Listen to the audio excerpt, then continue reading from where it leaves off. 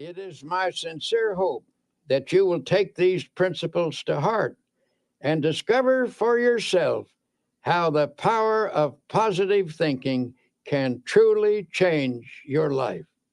The greatest secret for eliminating the inferiority complex, which is another term for profound self-doubt, is to fill your mind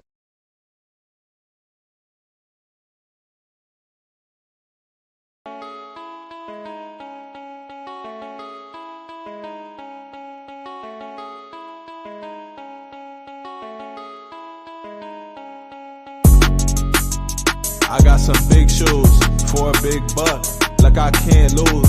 Look, I be going up these days. That mean I move through this maze like the Matrix, just like some latex. I be protecting. Of course they showing me love after neglecting. Confidence turned to common sense, and the common sense be kinda lit. It bringing compliments every season. We don't stop until your heartbeat drop. Come on, like when the balls drop at New Year's Eve. I got some big shoes, my balls dropped at 13. They try and cut me down cause I be shining like Christmas tree. I always been a star, maybe I gotta be. And I don't go too hard unless I got to. Like Tupac too, I keep a fine boo. And yeah, she talk smooth, cause she my little dog, she my best friend. And I got big shoes, this ain't no size 10. The way I'm rocking it, the way I'm walking in, the way I'm walking in. She my little dog, she my best friend. And I got big shoes, this ain't no size 10. The way I'm rocking it, the way I'm walking in, the way I'm walking in. I be blocking them when I see that they copying and pasting. Shit the DM, I ain't respond, so they erase it. Boy, move at your own damn pace, nigga, just face it. Cause you be in my ear all day, talking that basic. My boo bought me big ass shoes and I don't lace them. How could I replace her?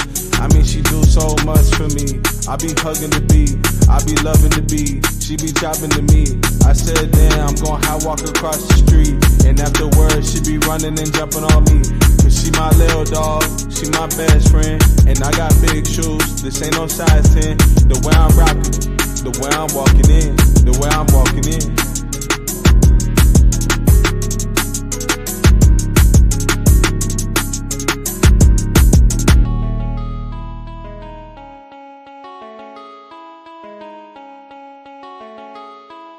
to the overflowing with faith.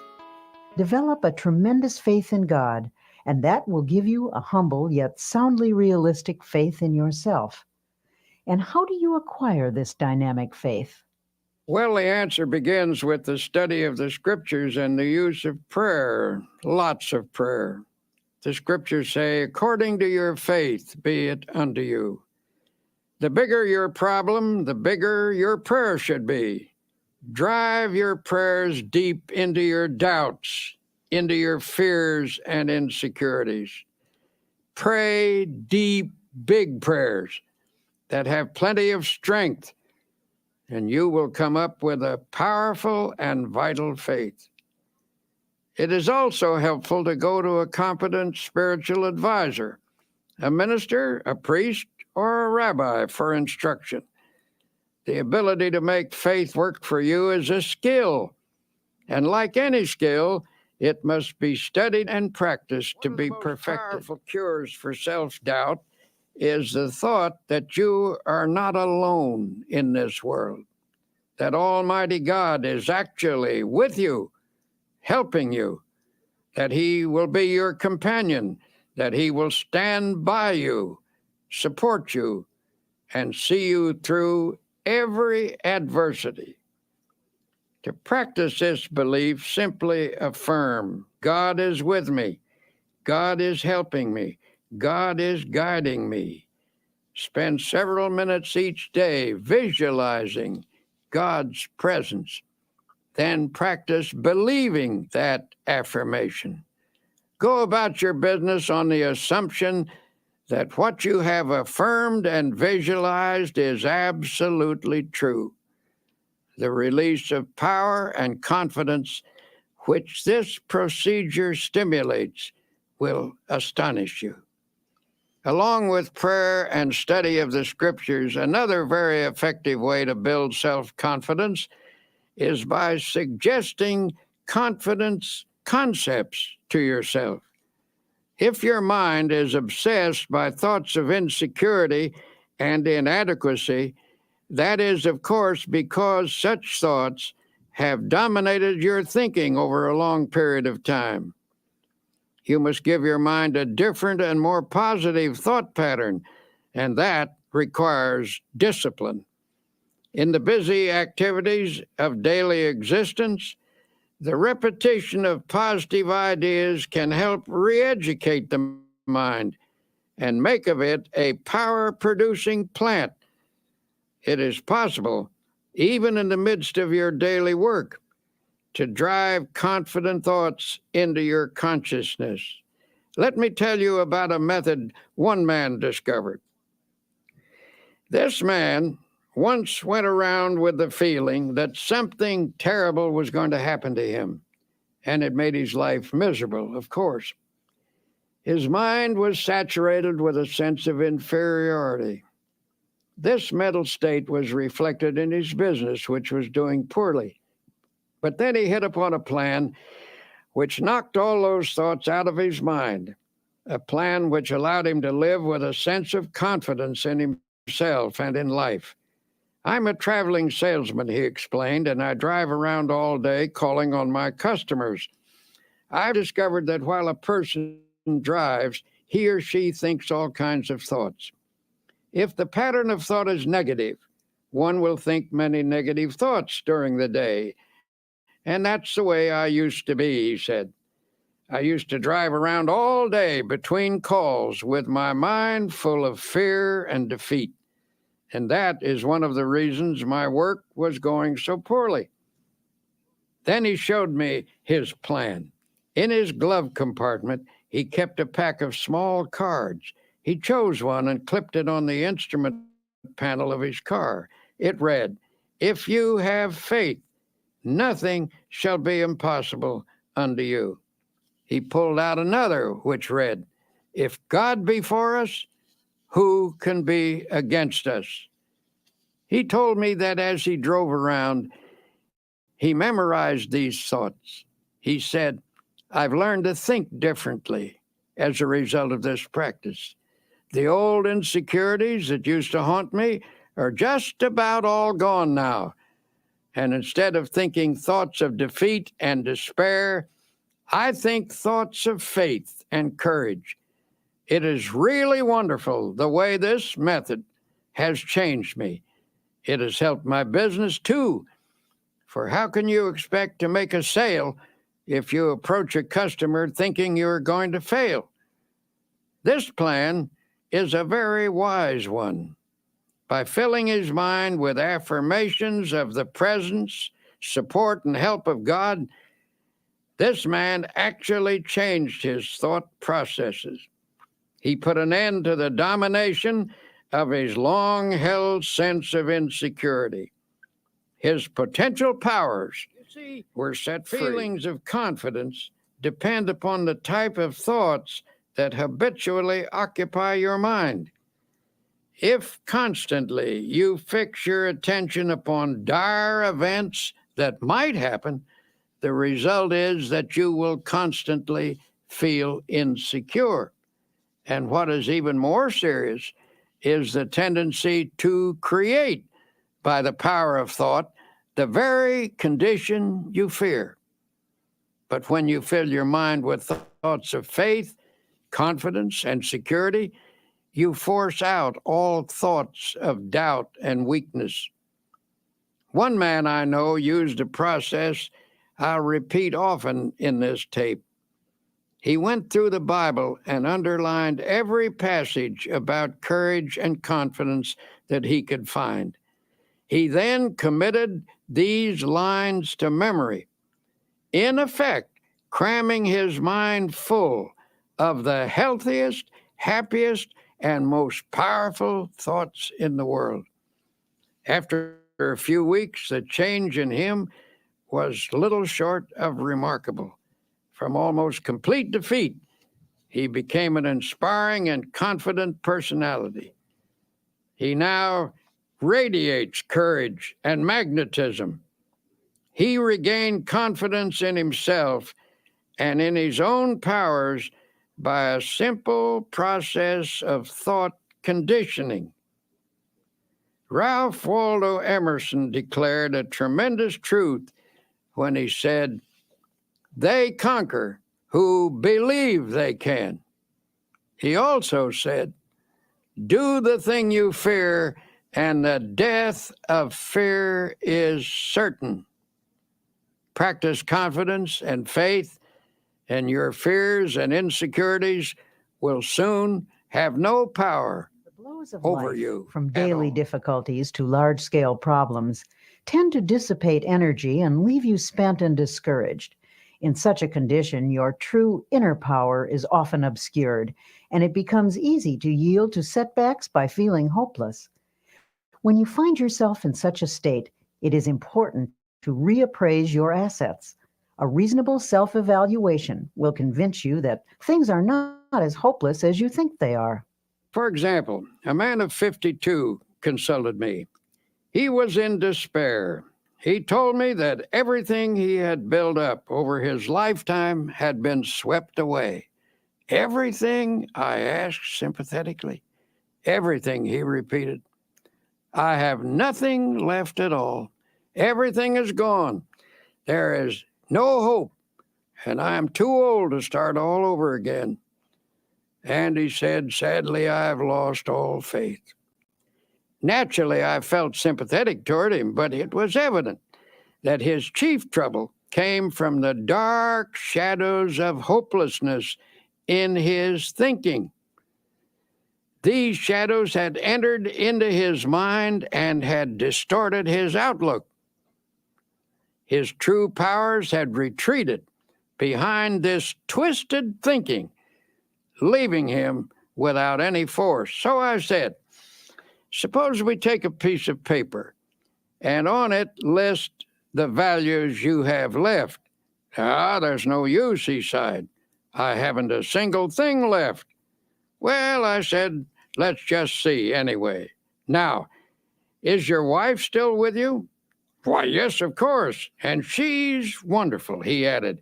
"We've been married for 30 years. She would never leave me, no matter how badly things were." "All right," I said, "let's put that down. Wife still with me. And how about your children?" He said, "Actually, they've all told me that they love me and will stand by me. They are wonderful." "Well, then, that is number 2. Children love you and will stand by you. Have you any friends?" "Yes," he said, "I really have some fine friends who've offered to help. They've been very generous, but what can they do?" So I wrote down number 3, fine friends who hold you in esteem.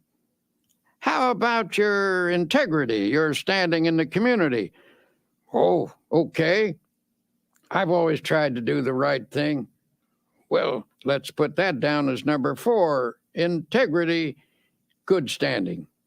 "How about your health?" "My health is okay, I'm glad to say." Number 5, then, is good physical health. "How about the United States? Do you still think it's the best place to do business and is the land of opportunity?"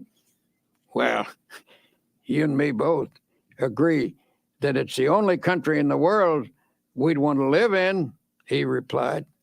"Well, then that's number 6. You live in the USA, land of opportunity, and you're glad to be here." Then I asked, "How about your religious faith? Do you believe in God and that God will help you?" "Yes," he admitted, "I don't think I could have gotten through this at all if I hadn't had some help from God." At this point, I read him the assets we'd listed. Then I shoved it across the table to him. "Take a look at that," I said.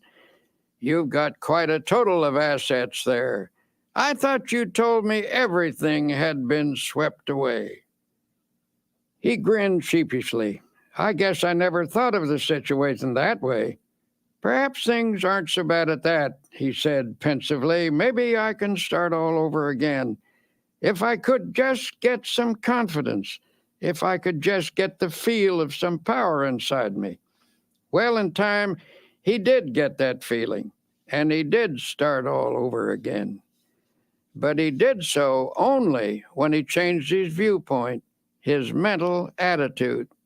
It was faith that swept away his doubts and gave him more than enough power to overcome all of his difficulties. And I must admit, Incident he had illustrates plenty a at the profound time. truth that attitudes are more important than facts. Anything facing us, however difficult, is not as important as our attitude towards it.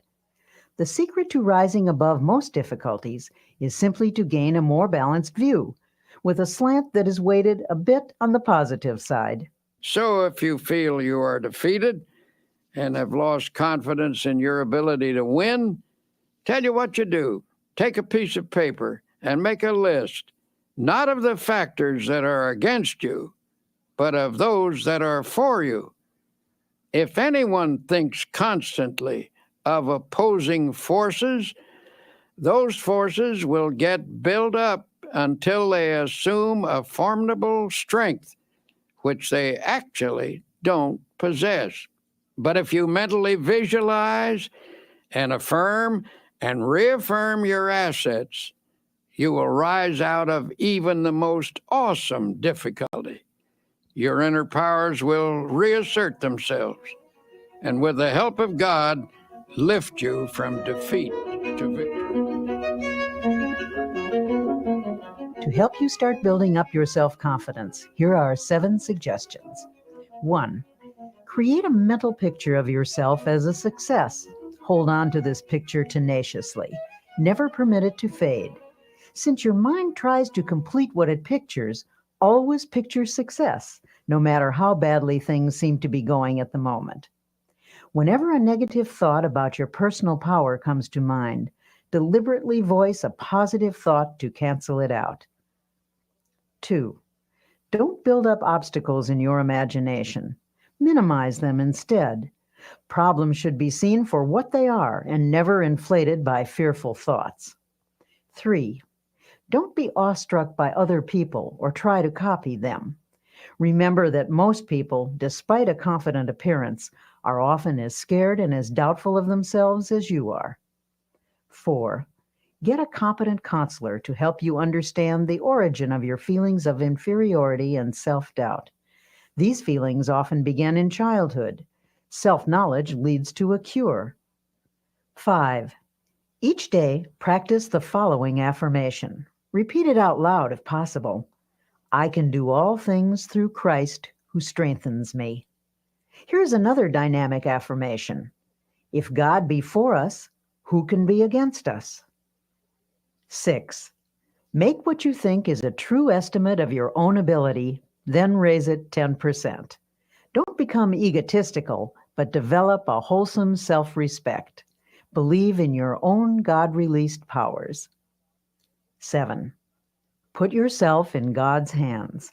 To do that, simply state, I am in God's hands. Then believe you are now receiving all the power you need. Affirm that the kingdom of God is within you, in the form of adequate power to meet all of life's demands. Remind yourself that God is with you and there is nothing that can defeat him. Now, Dr. Peel illustrates an important fact about human nature. You can think your way to failure and misery, but you can also think your way to success and happiness. Because thoughts are real and dynamic, learning to harness their power is a crucial step in creating a life of your own choosing. Some years ago, I was working with a group of people to establish a nonprofit inspirational magazine. At one point, our endeavor was faced with severe financial problems. In other words, it was almost broke. And when it seemed almost impossible to keep going, I called a meeting. I invited a woman who had once contributed a nice sum to this magazine, hoping that lightning might strike twice in the same place. But this time, she said she would give us something of greater value than money. This rather surprised us, for under the circumstances, we couldn't think of anything more valuable than money. When she told us she was going to give us a creative idea, we didn't jump with enthusiasm. All we could think was, how can we pay our bills with an idea? But as it turned out, an idea is precisely what helped us pay our bills. Every achievement in the world was first initiated as a creative idea. First the idea, then faith in it, then the means of implementing the idea. That is the way success proceeds. This woman continued. Now she said, here is the idea. What is your present trouble? Your trouble is that you lack everything, don't you? You lack money, you lack subscribers, you lack equipment, you lack courage. And why do you suppose you lack everything? Why, simply because you're only thinking about what you lack. You are constantly thinking lack thoughts, and you have thereby created a condition of lack. She told us if you constantly think about what you don't have, you keep creating the conditions that keep you in this state. By emphasizing only what you lack, you frustrated the creative forces that can get this project really rolling. She said, from the standpoint of doing a lot, you've been working very hard, but you failed to do the one all-important thing that will lend power to all your other efforts. You have not employed positive thinking. To correct the situation, she advised us to reverse the mental process and begin to think, instead of lack, to think prosperity, achievement, and success. She told us, don't hold on to the mental pictures of difficulties and failures. Lift your mind above them and visualize instead powers and achievements. When you elevate your thoughts into the realm of attainment, you look down on your problems rather than up at them, and thus you get a more encouraging viewpoint. Always come up over your problems mentally. Never approach a problem from below. Wise advice, if you ask me. She told us the key was to visualize the solution to our problem. Suddenly she asked, how many subscribers do you need to keep this magazine going? At that time, we had only 40,000 paid subscribers. I thought quickly and said 100,000 would do it. All right, she said confidently. That's not too hard. In fact, that's easy. All you need to do is to visualize 100,000 people being creatively helped by this magazine, and you will have them. In fact, the minute you can see them, image and visualize them in your mind, you already have them. She turned to me and she said, can you see 100,000 subscribers at this minute? Look out there. Look ahead of you in your mind. Can you see them? Well, I wasn't convinced, and I said rather doubtfully, well, maybe so, but they seem pretty dim to me. She seemed a little disappointed in me as she repeated, use your imagination to visualize those 100,000 subscribers. I guess my imagination wasn't working too well because all I could see was the insufficient but actual 40,000 paid subscribers. Then she turned to someone else. Can you see 100,000 subscribers, she asked. I rather doubted that he would either, but this fella does have a creative imagination, and I noticed by the fascinated look on his face that she had him. He was gazing straight ahead with a look of wonder. When she asked again, do you see the 100,000 subscribers? Yes, he cried eagerly. Yes, I do see them. Electrified, I demanded, where are they? Point them out to me. Then I, too, began to visualize them. Now, continued the woman, let us say a prayer and together thank God for giving us 100,000 paid subscribers. Frankly, I thought that was pushing the Lord rather hard. But then I remembered a verse in the scripture where it says, "And all things whatsoever ye shall ask in prayer, believing, ye shall receive them." That means that when you pray for something, visualize what you pray for, believe that if it is God's will and is not selfishly sought after, then it is at that moment given to you. If you have difficulty believing this story, let me assure you that from that moment on, our magazine enterprise never lacked for anything. I tell you this because I was awed by the experience, realizing that I had stumbled upon a tremendous formula for personal victory. I call it the power of positive imaging. I decided to apply it from then on to my own problems, and whenever I've done so, I've had marvelous results. But whenever I've failed to do so, I've missed The great most important opportunities. insights about the human race was expressed by the famous psychologist William James. He said, "The greatest discovery of my generation is that human beings can alter their lives by altering their attitudes of mind. In other words, as you think, so shall you be." If you want to improve your situation, get rid of all your old, tired, worn-out thoughts. Fill your mind with fresh, new, creative thoughts of faith, love, and goodness. By this process, you can actually remake your life. One business executive I know is the type of person who is never defeated. No problem, no setback, no obstacle ever gets him down.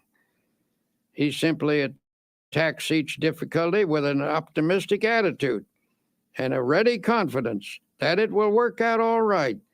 And in some strange way, it always does. He seems to have a magic touch in life, a touch that never fails. One day he told me his secret. I was visiting his plant, a modern structure equipped with the latest machinery, using the most up-to-date production methods. It was a factory of outstanding efficiency. When we entered his office, which was decorated in a very modern style, I was quite surprised to find on his highly polished mahogany desk a battered old copy of the Bible. "That book," he replied, pointing to the Bible, "is actually the most up-to-date thing in this plant. Equipment wears out and furnishing styles change. But that book is so far ahead of us that it never gets out of date." When I went to college, my good Christian mother gave me that Bible, saying if I would read and practice its teachings, I would learn how to get through life successfully, just to humor her. But for years, I practically never looked at it. I thought I didn't need it. Well, how stupid can you get? And I got my life in a terrible mess. He continued his story saying everything went wrong, primarily because I was wrong.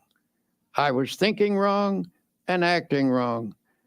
I succeeded at practically nothing, failed at almost everything. Now I realize that my principal trouble was wrong thinking. I was negative, resentful, cocky, opinionated. Nobody could tell me anything.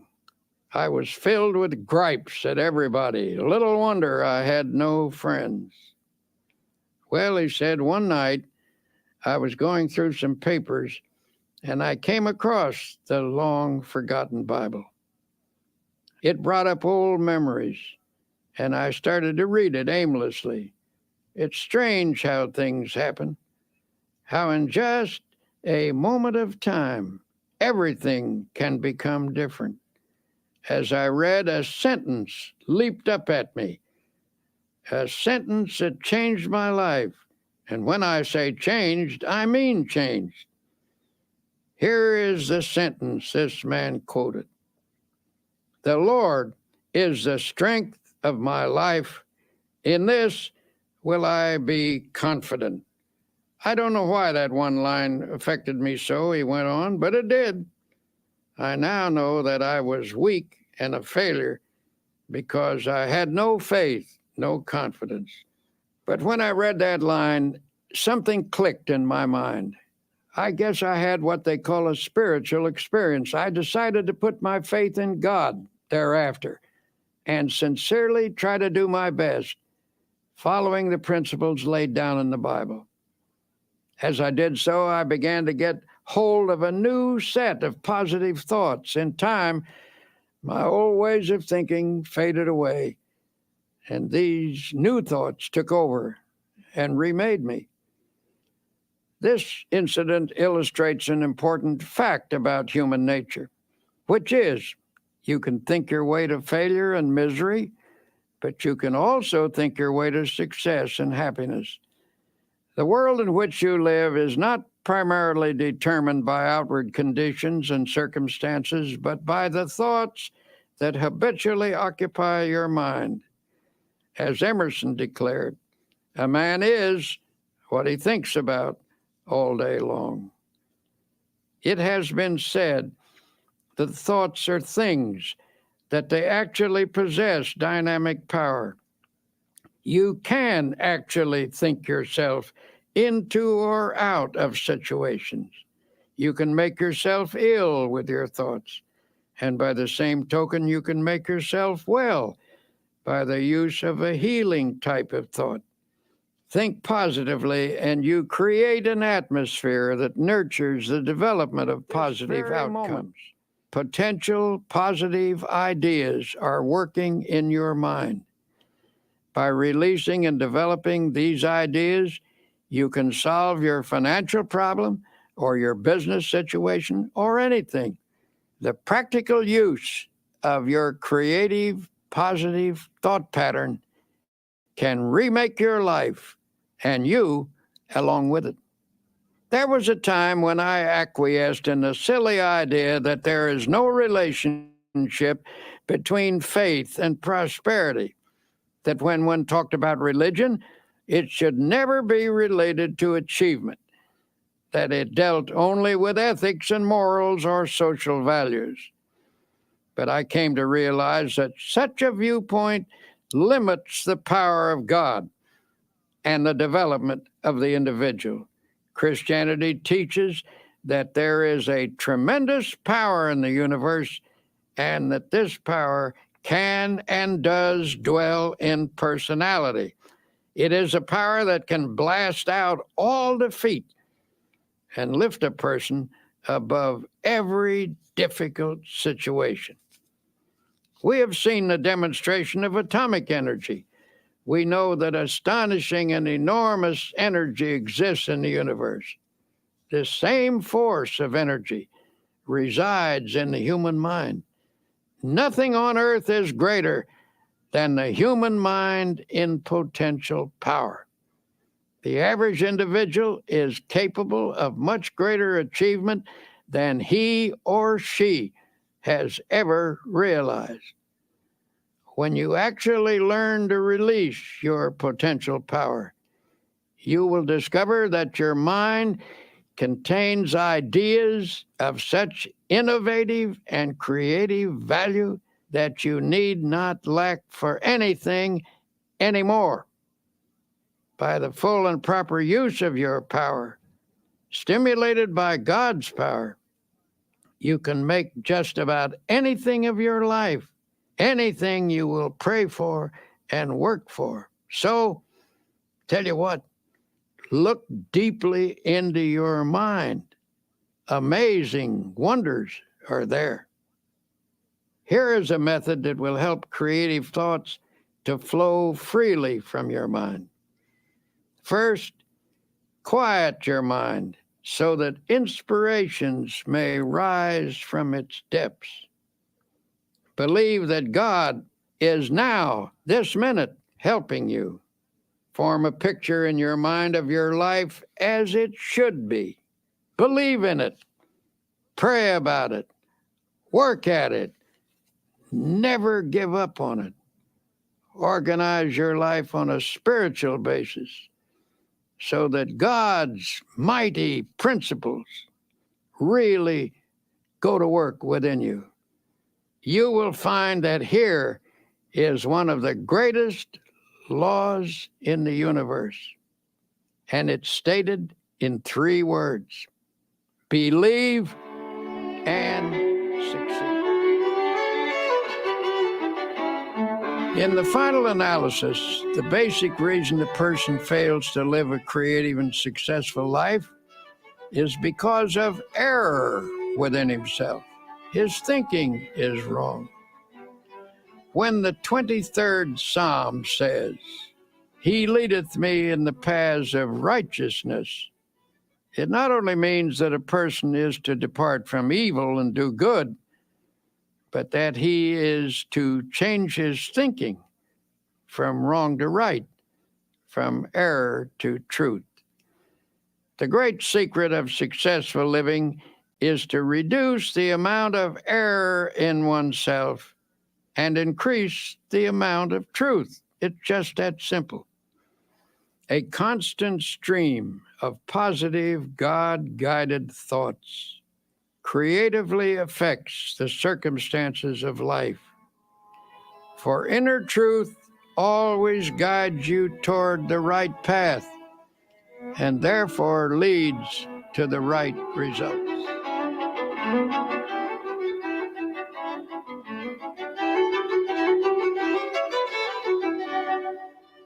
Here are some practical suggestions for changing your mental attitude from negative to positive. Such a change will release the kinds of thoughts that can help you make creative changes in your circumstances. 1.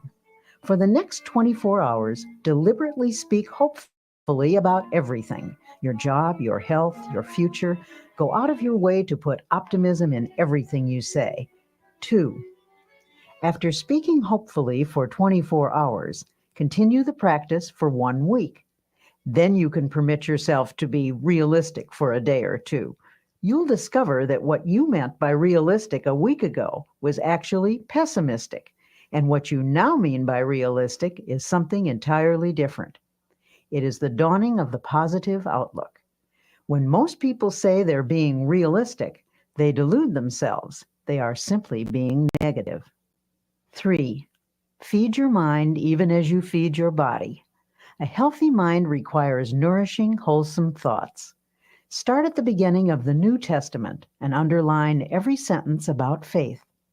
Continue doing this until you've marked every passage in the 4 books: Matthew, Mark, Luke, and John. 4. Commit all of those passages to memory. Learn 1 each day until you can recite the entire list from memory. This will take time, but remember, you've spent much more time being a negative thinker. Unlearning a negative pattern requires time and effort. 5. Make a list of your friends who are positive thinkers and deliberately cultivate their company. Don't abandon your negative friends, but get closer to those with a positive point of view until you've absorbed their spirit. 6. Try to avoid arguments, but whenever a negative attitude is expressed, counter with a positive and optimistic opinion. 7. Pray a great deal and always let your prayers take the form of thanksgiving. Assume that God is giving you great and wonderful things, for if you think He is, He surely is. God will not give you any greater blessing than you can believe in. Remember, according to your faith, be it unto you.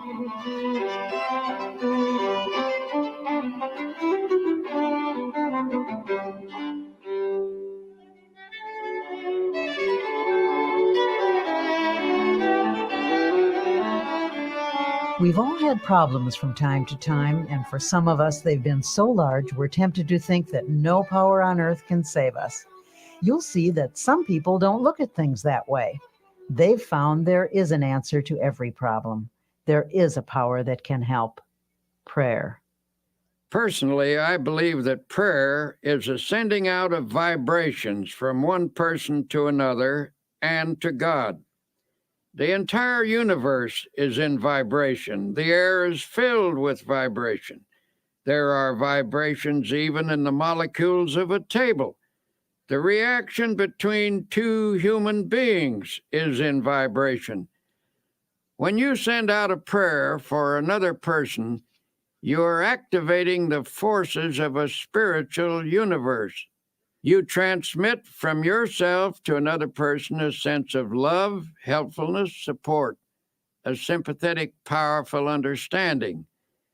In this process, you awaken the creative vibrations through which God brings to pass the good things you pray for.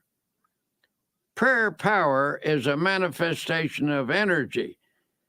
Just as there are scientific techniques for the release of atomic energy, so are there procedures for the release of spiritual energy through prayer. Tension and other related troubles can result from a lack of inner harmony, but it is remarkable how prayer restores the harmonious functioning of body and soul. It appears that even the aging process can be held in check by prayer. You need not lose your vital energy or become weak and listless just because of accumulating years, nor is it necessary for your spirit to sag or become dull. Prayer can actually freshen you up every evening and send you out renewed every morning. And of course, if prayer is driven deeply into your subconscious, you can receive guidance in problems. If you haven't experienced this power, perhaps you need to learn some new techniques of prayer.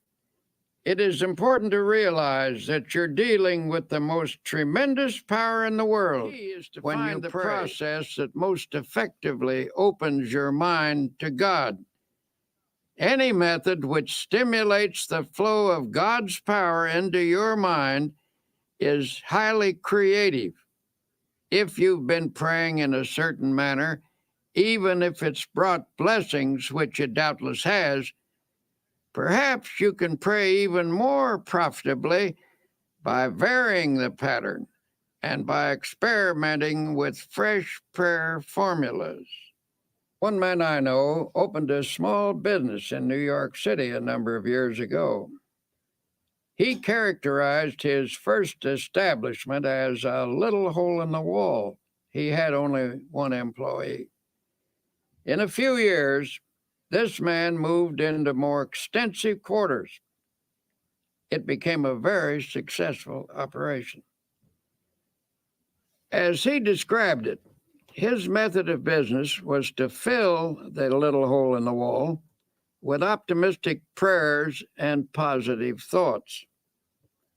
He declared that hard work, positive thinking, fair dealing, right treatment of people, and the proper kind of praying always gets results. This man, who certainly has a creative and innovative mind, worked out his own formula for solving his problems. It's a curious formula, but I have practiced it myself, and I know that it works. 1, prayerize. 2, picturize. 3, actualize. By prayerize, he meant a daily system of creative prayer. When a problem arose, he talked it over with God very simply and directly. He didn't talk to God as to some vast and far-off shadowy being, but conceived of God as being with him there in his office, in his home, on the street, in his car, always nearby as a partner and close associate. He took seriously the biblical injunction to pray without ceasing. He interpreted this to mean that he should go about the business of each day, discussing with God in a natural manner the questions and decisions that had to be resolved. He filled his daily life full of prayer. That is to say, he lived by prayer. For example, he would say, "What will I do about this, Lord?" Or, "Give me a fresh insight on this, Heavenly Father." The presence of God finally came to dominate his conscious and ultimately his unconscious thinking. In effect, he prayerized his daily life and business. In his formula of creative prayer is to picturize. We've all seen how the person who assumes success tends to already have success. People who assume failure tend to have failure. When either failure or success is pictured, there is a very strong tendency for that picture to actualize as fact and become reality. To assure something worthwhile happening, therefore, first pray about it and test it according to God's will. Then print a picture of it on your mind as happening, holding that image firmly in consciousness. Continue to check that picture to God's will. That is to say, put the matter in God's hands and follow God's guidance. Work hard and intelligently, thus doing your part to achieve success in the matter. Practice believing and continue to hold the picture firmly in your thoughts. Do this, and you will be astonished at the ways in which that which is visualized, for example, comes to pass. A woman became aware she and her husband were drifting apart. Theirs had been a happy marriage, but the wife became preoccupied with social affairs, and the husband had gotten super busy. Before they knew it, the old-time close companionship was gone. Then, one day, she discovered his interest in another woman. At this, she lost her head and became hysterical. When she consulted her minister, he listened to her tale and then turned the conversation to herself. She admitted that she had become self-centered, sharp-tongued, and nagging. She then confessed that she had never felt herself the equal of her husband. Her sense of inferiority had made her retreat actually into antagonism. The minister suggested that she create an image of herself as capable and attractive. He whimsically told her that God runs a beauty parlor and that faith techniques could put beauty on a person's face and charm and ease in their manner. He gave her instruction in how to pray and how to spiritually picturize. He also advised her to hold a mental image of the goodness of her husband and of being once again in harmony and companionship with him. She was to hold this picture tenaciously with faith. Soon after this, her husband informed her that he wanted a divorce. She had conquered herself enough by now to receive this request with calmness. She replied that she was willing if he wanted it, but suggested they defer the decision for 90 days. If he still wanted a divorce at the end of this period, she would cooperate with him. Night after night he went out, and night after night she sat at home. But now she pictured him as seated in his old chair. She painted an image of him there, comfortably reading as in the old days. She visualized him puttering around the house, painting and fixing things as he used to do. She visualized the two of them playing golf together and taking hikes as they once did. She maintained this picture with steady faith, and one night, what do you know? There he actually sat in his old chair. She looked twice to be sure that it was the reality rather than the picturization, but perhaps a picturization is a reality, for at any rate, the actual man was actually there. After that night, he still went out occasionally, but more and more frequently, he sat in his chair. Then he began to read to her, as in the old days. Finally, one sunny Saturday afternoon, he asked, "What do you say to a game of golf?" The days went by pleasantly until she realized that the 90th day had arrived. That evening, she said quietly, "Bill, this is the 90th day." "What do you mean?" he asked, puzzled. "The 90th day. Why, don't you remember? We agreed to wait 90 days to settle that divorce matter, and this is the day." He looked at her for a moment, and then, hidden behind his paper, he casually turned a page and said, "Don't be silly. I couldn't possibly get along without you. Where did you get the idea I would ever leave you?" The New Testament says the kingdom of God is within you. It is informing us that God has provided us with all the potential abilities we need. It is up to us to tap and develop those powers. A man I know is the chief of 4 executives in a successful company. At regular intervals, these men have idea sessions. The purpose of these meetings is to tap all the creative ideas lurking in the minds of any of the 4. For this session, they use a room without telephones, buzzers, or other usual office equipment. Before starting the session, the group spends 10 minutes in silent prayer and meditation. They conceive of God as creatively at work in their minds. Each prays and meditates silently in his own way. Following the quiet period, all start talking, pouring out ideas that have come to their minds. Memos of the ideas are written on cards and thrown on the table.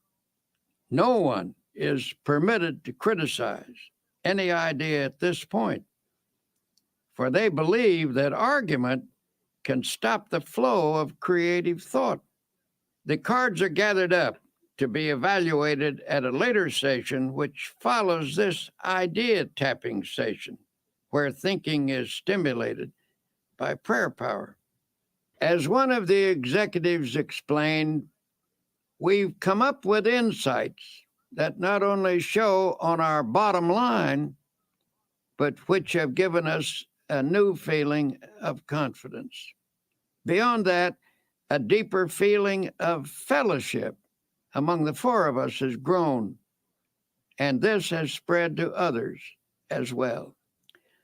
Alert people everywhere are finding that by trying prayer power, they feel better, work better, sleep better, are better. A young woman came to me a while ago and admitted that she was filled with hate, jealousy, and resentment. She was also very apprehensive, always worrying about her children, that they would be sick or get into an accident or fail in school or something. Her life was an unhappy mixture of fear and worry. I told her that the practice of creative prayer could change her life. I suggested that she pray every day at the time the children were coming home from school.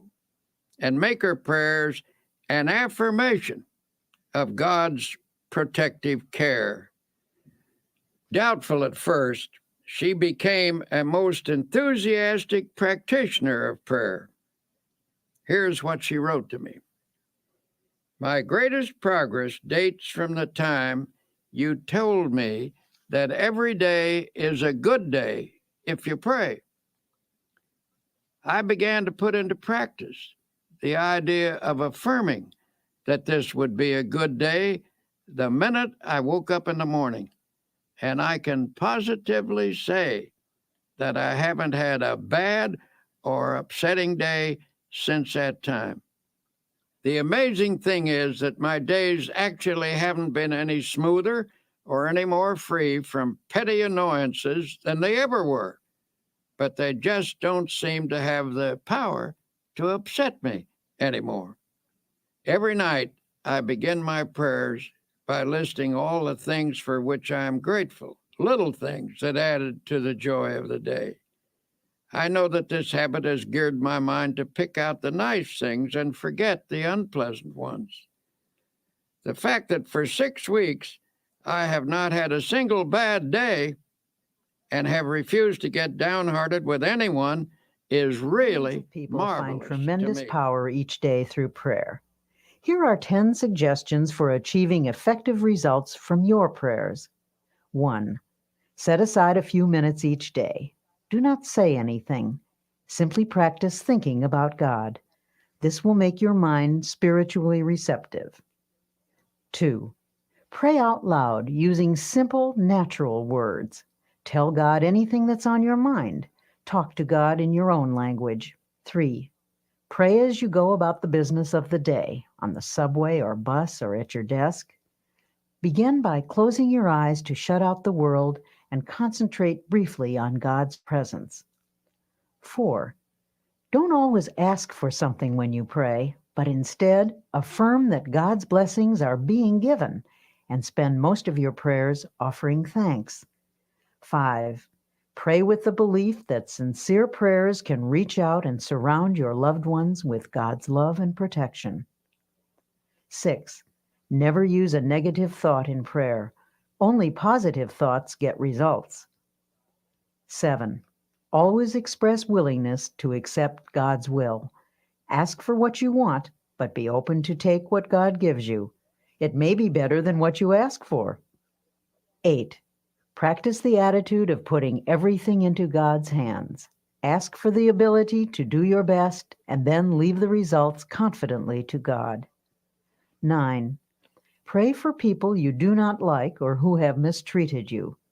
Resentment is the first obstacle to spiritual power. 10. Make a list of people for whom to pray. The more you pray for others, especially those not connected with you, the more the good results of prayer will come back to you.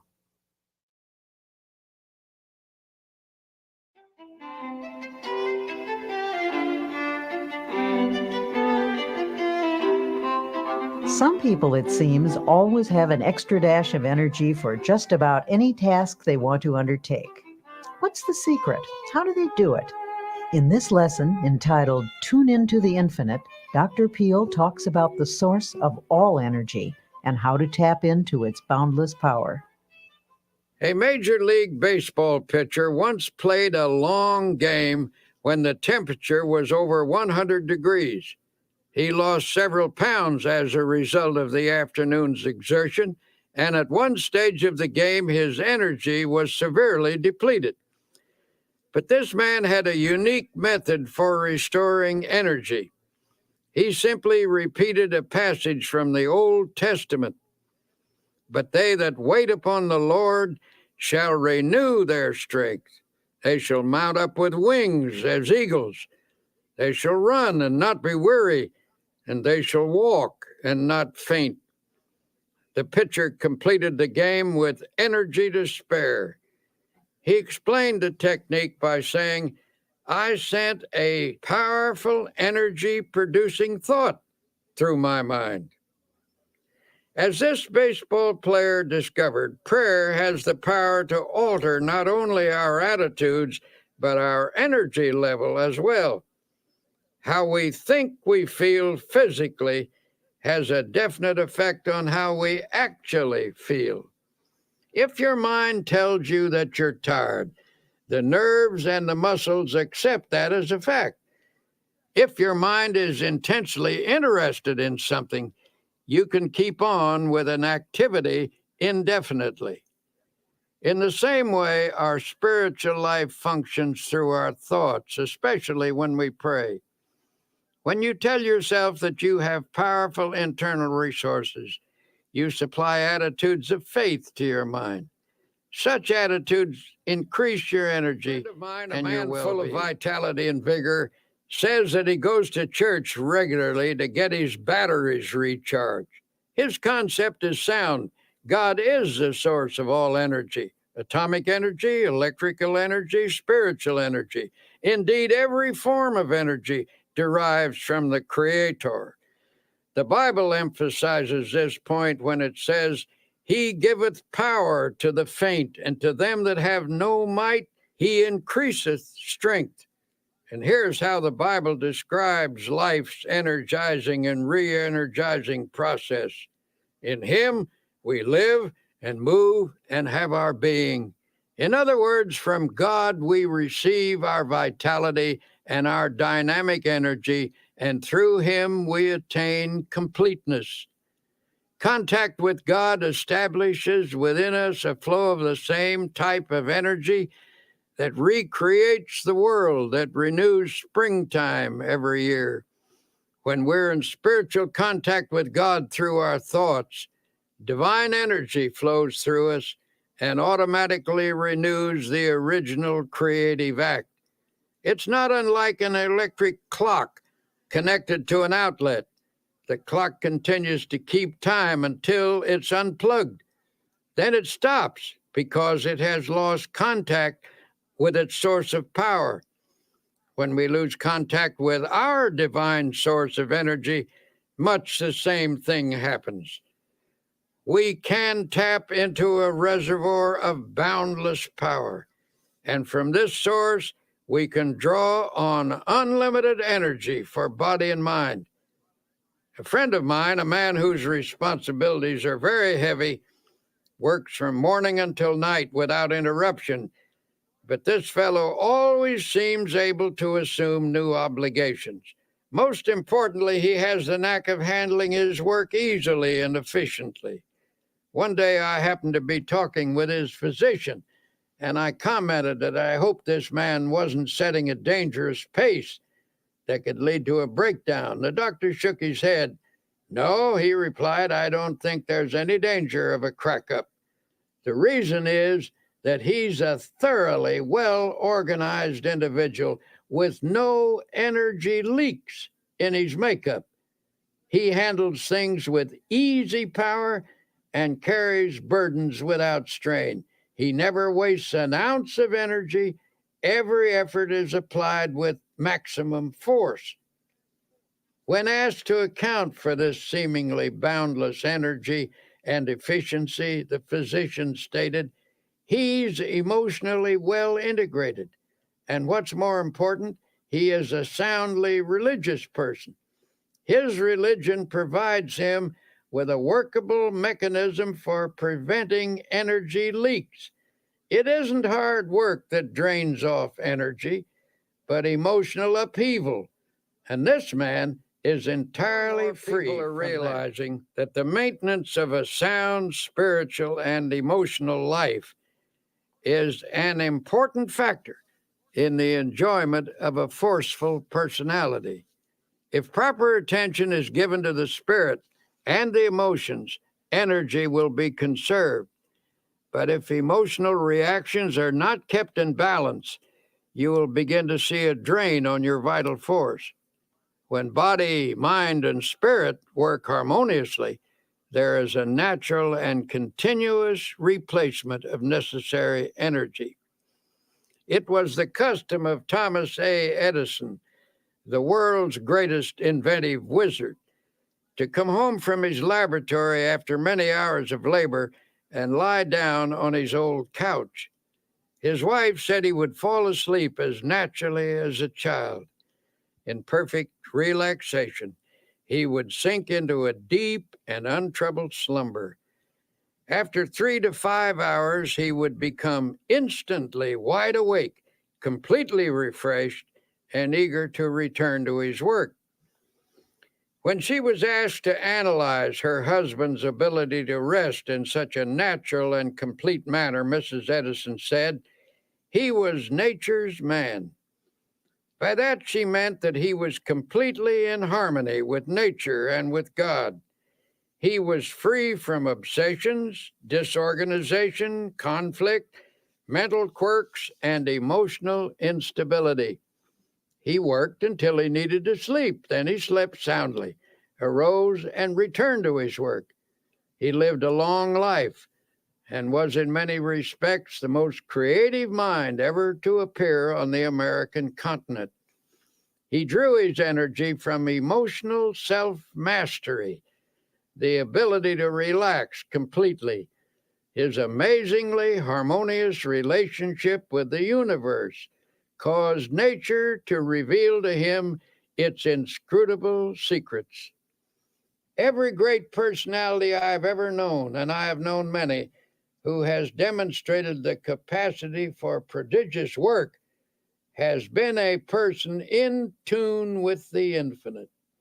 Every such person seems in harmony with nature and in contact with divine energy. They haven't necessarily been pious people, but invariably they have been extraordinarily well organized from an emotional and psychological point of view. It is fear, resentment, inner conflicts, and obsessions that throw us off balance and thus cause the expensive and unnecessary expenditure of natural awakening force to the close relationship between religion and health. We are beginning to comprehend a basic truth that our physical condition is determined very largely by our emotional condition, and our emotional life is profoundly regulated by our thought life. All through its pages, the Bible talks about vitality and force and life. The supreme overall word of the Bible is life, and life means vitality, to be filled with energy. Jesus stated the key expression, "I am come that they might have life, and that they might have it more abundantly." Or as one version has it, "I am come that they might have life and have it in all its fullness." This does not rule out pain or suffering or difficulty, but the clear implication is that if a person practices the creative and recreative principles of Christianity, he can live with power and energy. It's important to note that the practice of these principles will bring a person into the proper tempo of living. Our energies are frequently destroyed because of the abnormally high pace at which we go about our lives. To conserve energy, you must get your personality speed synchronized with the rate of God's movement. God is in you. If you are going at one rate and God at another, you will tear yourself apart. Though the mills of God grind slowly, yet they grind exceedingly small. The mills of most of us grind very rapidly, and so they grind poorly. When we become attuned to God's rhythm, we develop a normal tempo within ourselves, and energy flows freely. The hectic habits of this age have many disastrous effects. Everything is speeded up, and for that reason, many people feel unnecessarily tired. The solution is to get into the time synchronization of Almighty God. One way to do this is by going out some warm day and lying down on the earth. Get your ear close down to the ground and listen. You will hear all manner of sounds. You will hear the movement of the spheres, the wind in the trees, and the murmur of insects. You will discover presently that there is in all these sounds a well-regulated tempo. You cannot get that tempo by listening to traffic in the city streets, for it is lost in the confusion of sound. You can get it in church, where you hear the word of God and the great hymns. Truth vibrates to God's tempo in a church, but you can also find it in a factory if you have a mind to.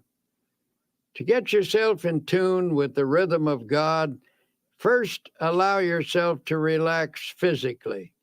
Then conceive of your mind as also relaxing. Then visualize the soul as becoming quiescent, and pray as follows. Dear God, you are the source of all energy. You are the source of energy in the sun, in the atom, in all flesh, in the bloodstream, in the mind. I hereby draw energy from you as from an unlimited source.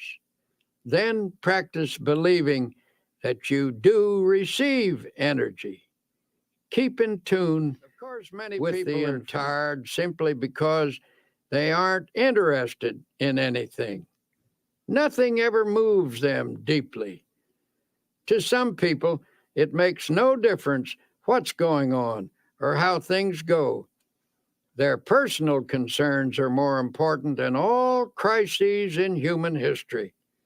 Nothing makes any real difference to them except their own little worries, desires, and hates. They wear themselves out by stewing about a lot of inconsequential things that amount to nothing. The surest way not to become tired is to lose yourself in something in which you have a profound conviction. A famous statesman finished his 7th speech of the day and still had energy to spare. I asked him why he wasn't tired, and he said, I believe absolutely in everything I said in those speeches. I'm enthusiastic about my convictions, and that's the secret. He was on fire for something. He was pouring himself out, and you never lose energy and vitality in so doing. You only lose energy when life becomes dull in your mind. When you're doing nothing, your mind gets bored, and then you feel tired. But you don't have to be tired. Get interested in something. Get absolutely enthralled in something. Throw yourself into it with abandon. Get out of yourself. Be somebody. Do something. Don't sit around moaning about things, reading the paper, saying, why don't they do something? The person who is out doing something isn't tired. The more you get absorbed in something bigger than yourself, the more energy you will have. You won't have time to think about yourself and get bogged down in your emotional difficulties. Another frequent cause of diminishing energy is staleness. The pressure, monotony, and unceasing continuity of responsibilities dull the freshness of mind which a person must have to approach his work successfully. During such dry periods, you have to expend much more energy to do with difficulty what you once did with comparative ease. A solution for this state of mind was employed by a businessman, the president of the board of trustees of a certain university. A professor who had once been outstanding and extraordinarily popular began to slip in teaching ability and in the power to stimulate his students. It was the verdict of the students, as well as the private opinion of the trustees, that this teacher must either recover his former teaching abilities or it would be necessary to replace him. The professor was told that the board of trustees was giving him a 6 months leave of absence with all expenses paid and with full salary. There was only one stipulation, that he go away to a place of rest and give himself over to gaining a complete renewal of strength and energy. The board invited him to use a cabin which he himself owned in a wilderness setting and made the curious suggestion that he take no books except one, the Bible. He suggested that the professor's daily program be walking, fishing, some manual work in the garden, and an extended period of reading the Bible. He encouraged the professor to memorize as many passages as possible in order to saturate his mind with the great words and ideas which the book contains. He said, "I believe that if you spend 6 months outdoors chopping wood, digging in the soil, reading the Bible, and fishing in deep lakes, you will become a new man." The professor agreed to this unique proposal. His adjustment to this radically different mode of life was an easier one than he or anyone who knew him expected. In fact, he was surprised to find that he actually liked it. After he became accustomed to active outdoor living, he discovered it had an immense appeal for him. He missed his intellectual associates and his reading for a while, but forced back upon the Bible, his only book, he became immersed in it. To his amazement, he found the Bible to be, as he put it, a library within itself. In the pages of the Bible, he found faith and peace and power. In 6 months, he was a new man. When he returned to teaching, his colleagues and students found him a person of compelling power and exciting inspiration. His staleness had gone, and the old-time energy returned. The spiritual retreat caused his power to surge again and renewed his zest for living. Here are a few suggestions for increasing your energy and vitality. 1. Remember, how you think you feel physically has a definite effect on how you actually feel. Tell yourself frequently that you have powerful internal resources. 2. God is the source of all energy. To tap into this boundless reservoir, repeat this affirmation: He giveth power to the faint, and to them that have no might, he increases strength. 3. Try to stay in harmony with nature and in contact with divine energy. People who are free of fear, resentment, inner conflicts, and obsessions have an abundance of energy because they don't waste their precious emotional resources. 4. Get interested in something. People frequently feel tired because they aren't on fire for something outside their own small circle of interests. 5. Rejuvenate your spirit by taking yourself away from daily routines. Take along a Bible as your companion.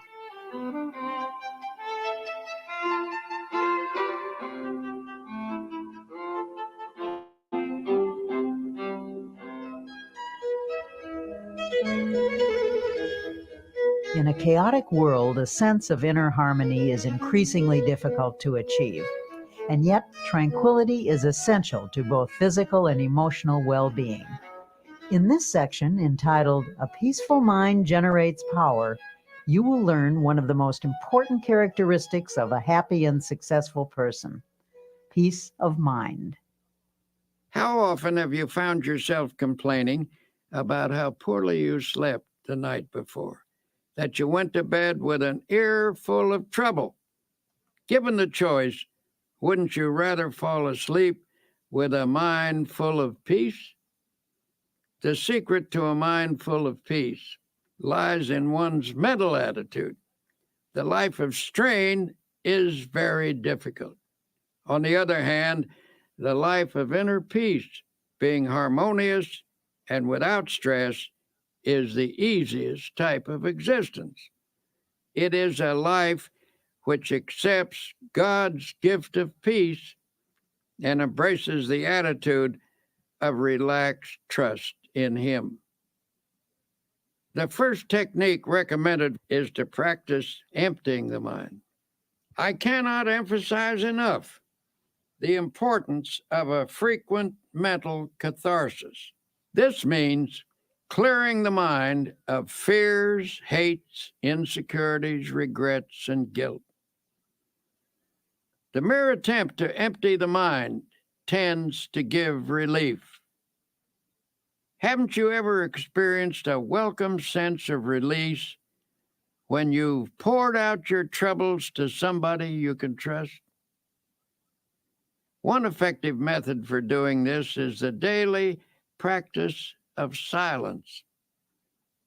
Everyone should insist upon at least 15 minutes of absolute silence every day. Go alone into the quietest place available and sit or lie down. Do not talk, do not write, do not read. Think as little as possible. Conceive of your mind as the surface of a body of water and see how nearly quiet you can make it so that there isn't even a ripple. When you've attained a quiescent state, begin to listen for the deeper sounds of harmony and beauty and of God that are to be found in the essence of silence. I was once conducting a religious service on an ocean liner on a voyage to Hawaii. In the course of my talk, I suggested that people who were carrying worries in their minds go to the stern of the vessel and imaginatively take each anxious thought out and drop it into the ocean and watch it disappear in the wake of the ship. It seemed an almost childlike suggestion, but a man who had quite a no-nonsense manner came to me later that day and said, "You know something? Every evening at sunset, as long as this voyage lasts, I'm going to drop all my worries overboard until I develop the ability to cast them entirely out of my consciousness at will. Every day I shall watch them disappear in the great ocean of time." Doesn't the Bible say something about forgetting those things that are behind? Of course, just emptying the mind is not enough. To prevent those old unhappy thoughts from sneaking in again, you must refill the mind immediately with creative and healthy thoughts. These happy thoughts will stand guard when the old fears, hates, and worries that used to haunt you try to edge back in again.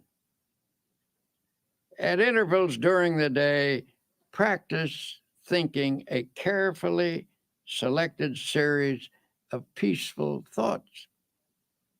Let mental pictures of the most peaceful scenes you have ever witnessed pass across your mind.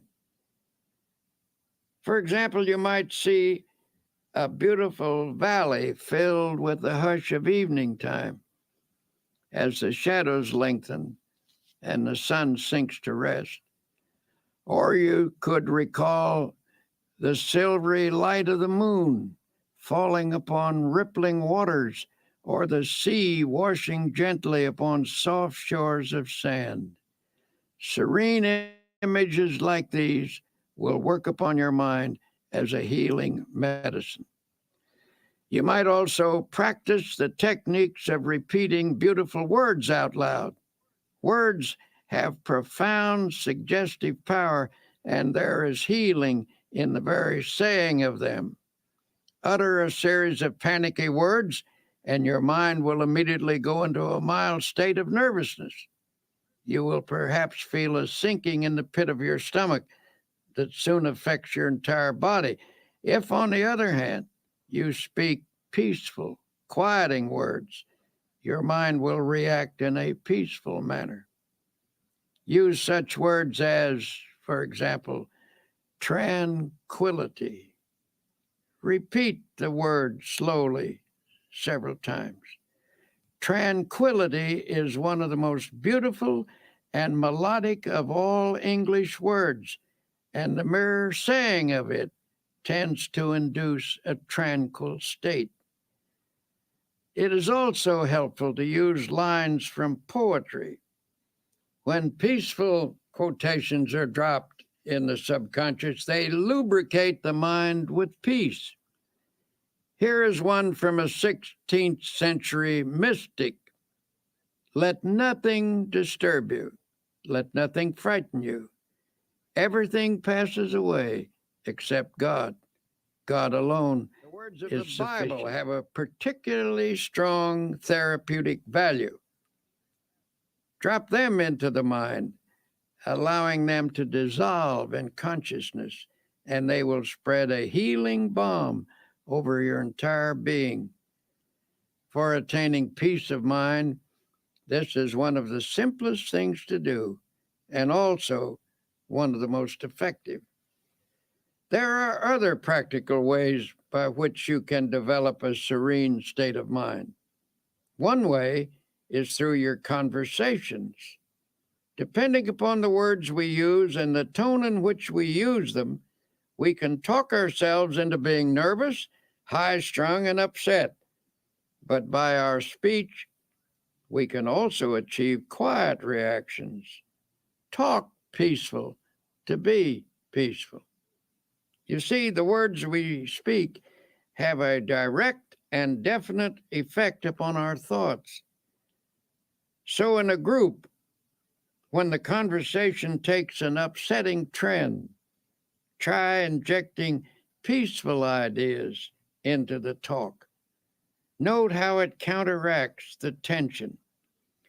A conversation filled with unhappy expectation, at breakfast, for example, often sets the tone of the entire day. On the other hand, if you start each day by affirming peaceful attitudes, your days will tend to be pleasant and successful. Perhaps our lack of inner peace is due in part to the effect of today's increased levels of noise. Research indicates that certain amounts of noise in the place we work, live, or sleep affects the nervous system and reduces efficiency. Contrary to popular belief, it is doubtful if we ever completely adjust to some noises. No matter how familiar a repeated sound becomes, it never passes unheard by the subconscious. Automobile horns, the roar of airplanes, and other strident noises actually result in physical activity during sleep, transmitted to and through the nerves by these sounds, cause muscular movements which keep us from getting a real rest.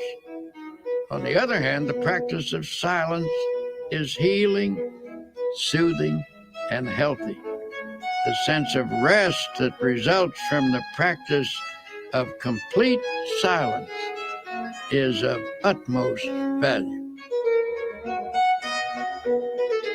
Now, there is another factor in the search for inner peace that I must mention. Frequently, I find that people who lack a sense of inner peace are victims of self-punishment. At some time in their life, they've committed a sin and are then haunted by a sense of guilt. Sometimes this type of person has sought divine forgiveness, and the good Lord, we know, always forgives someone who asks him and who means it. However, there is a curious quirk in the human personality that sometimes won't allow an individual to forgive himself.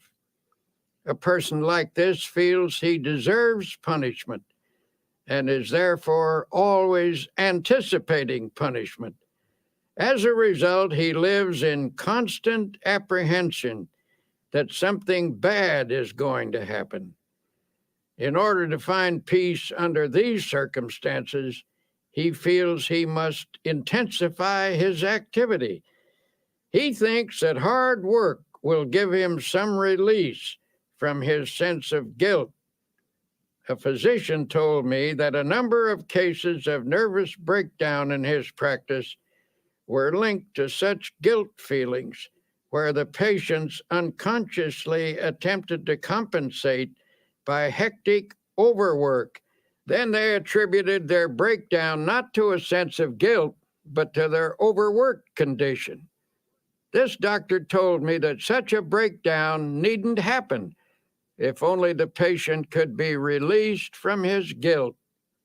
Under such circumstances, peace of mind can be found by yielding the guilt as well as the tension it produces to the healing therapy of God. An acquaintance at a quiet resort hotel.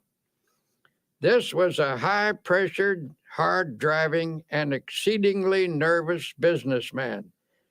I found him sitting in the sun in a deck chair and said I was glad to see him relaxing in such a beautiful spot. Nervously, he replied, "I haven't any business being here. I have so much work to do at home. I'm under terrible pressure. I'm nervous, jumpy, I can't sleep. My wife insisted that I come down here for a week. The doctors say there's nothing wrong with me that right thinking and relaxation can't cure. But how in the world do I do that? I would do anything to get a sense of quiet inside myself." We talked a bit, and it came out that he was always worrying that something sinister was going to happen. For years, he had lived in a constant state of apprehension about something happening to his wife or his children or his home. It was not difficult to analyze this case. His trouble rose from a double source, from childhood insecurities and from later guilty experiences. His mother had always felt that something was going to happen, and he absorbed her anxiety feelings. Later, he committed some sins, and his subconscious mind insisted upon self-punishment. As a result of this unhappy combination, he was now suffering from a highly inflamed state of nervousness. Finishing our conversation, I stood beside his chair a moment. There was no one near, so I rather hesitantly suggested, "Would you by any chance like me to pray with you?" He nodded, and I put my hand on his shoulder and prayed. "Dear Jesus, as you healed people in the long ago and gave them peace, heal this man now. Give him fully of thy forgiveness and help him to forgive himself. Separate him from all his sins and let him know that you do not hold them against him. Set him entirely free from them. Then let thy peace flow into his mind, into his soul, and into his body." He looked up at me with a strange expression on his face and then turned away, for there were tears in his eyes. Months later, I ran into him in New York, and he said, "Something happened to me that day when you prayed for me. I felt a strange sense of quietness and peace." And he added, "healing." This man now goes to church regularly and reads the Bible every day. He follows the laws of God and has a great deal of driving force. This is a healthy, happy man. For now, he has peace in his heart and in his mind. You're having trouble finding peace of mind. Here are a few exercises. 1. Every day, put aside 15 minutes for yourself when you can find absolute silence. Go alone into a quiet place and sit or lie down. Think as little as possible. Allow the silence to open you up to feelings of harmony and beauty. 2. From time to time during the day, practice concentrating on a selected series of peaceful thoughts. Think of your past as a painting from which you can choose the most serene moments you have ever experienced. Allow your mind to dwell in those scenes until you feel you are present in that place and absorbing its tranquility. 3. Practice the technique of repeating beautiful words out loud. Words have profound powers of suggestion, and there is healing in the very saying of them. 4. The words of the Bible are especially therapeutic. Drop them into your mind, allowing them to dissolve in your consciousness, replacing negative thoughts. When your daily pace is a frantic one, it's more important than ever to remember that peace of mind is essential to efficiency, no matter what you do. Dr. Peel's prescription for accomplishing more in your life is to relax for easy power through the healing properties of calmness and quiet. Do you ever fume and fret? Here is a picture of yourself if you do. The word fume means to boil up, to blow off, to be agitated. It conjures up images of someone who is seething and distraught. The word fret is equally descriptive. It is reminiscent of a sick child in the night, a petulant and irritating half-cry, half-whine. To fret is a term usually used when talking about children, but unfortunately, it frequently describes the emotional reaction of many adults. The Bible advises us to fret not thyself. This is sound advice for people of our time. If we are to have power to live effectively, we just need to stop fuming and fretting and find instead real peace of mind. But how do you go about doing that? A first step is to reduce your pace, or at least the tempo of your pace. We don't usually realize how fast we're driving ourselves. Many people destroy their bodies by this pace, but even worse, they tear their minds and souls to shreds as well. The pace at which we live is determined by our thinking habits. It's possible for someone to live a quiet, physical existence and yet maintain a fast tempo emotionally. When the mind goes rushing on pell-mell from one feverish attitude to another, it becomes feverish too. This overstimulation produces fatigue, frustration, and emotional illness. And if this effect is so physically and emotionally pronounced, imagine what it does to that deep inner essence of the personality known as the soul. It is impossible to have peace of soul if one's tempo is so feverishly accelerated. God simply won't go that fast.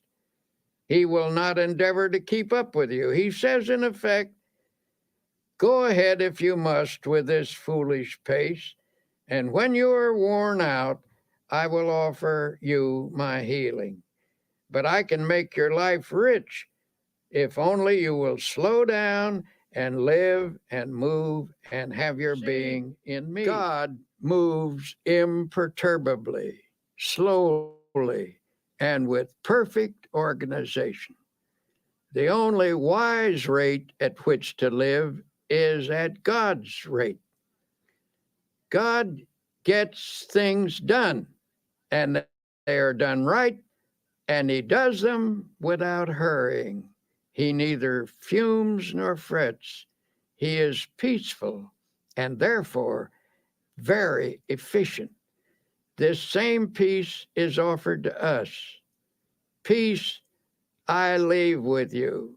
My peace I give unto you.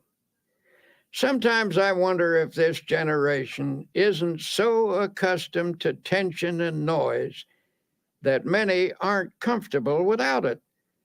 The deep quietness of woods and valleys, so well known to our forefathers, is almost an alien state to them.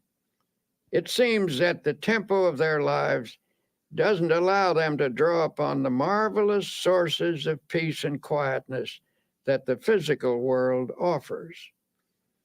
One summer afternoon, my wife and I went for a long walk in the woods.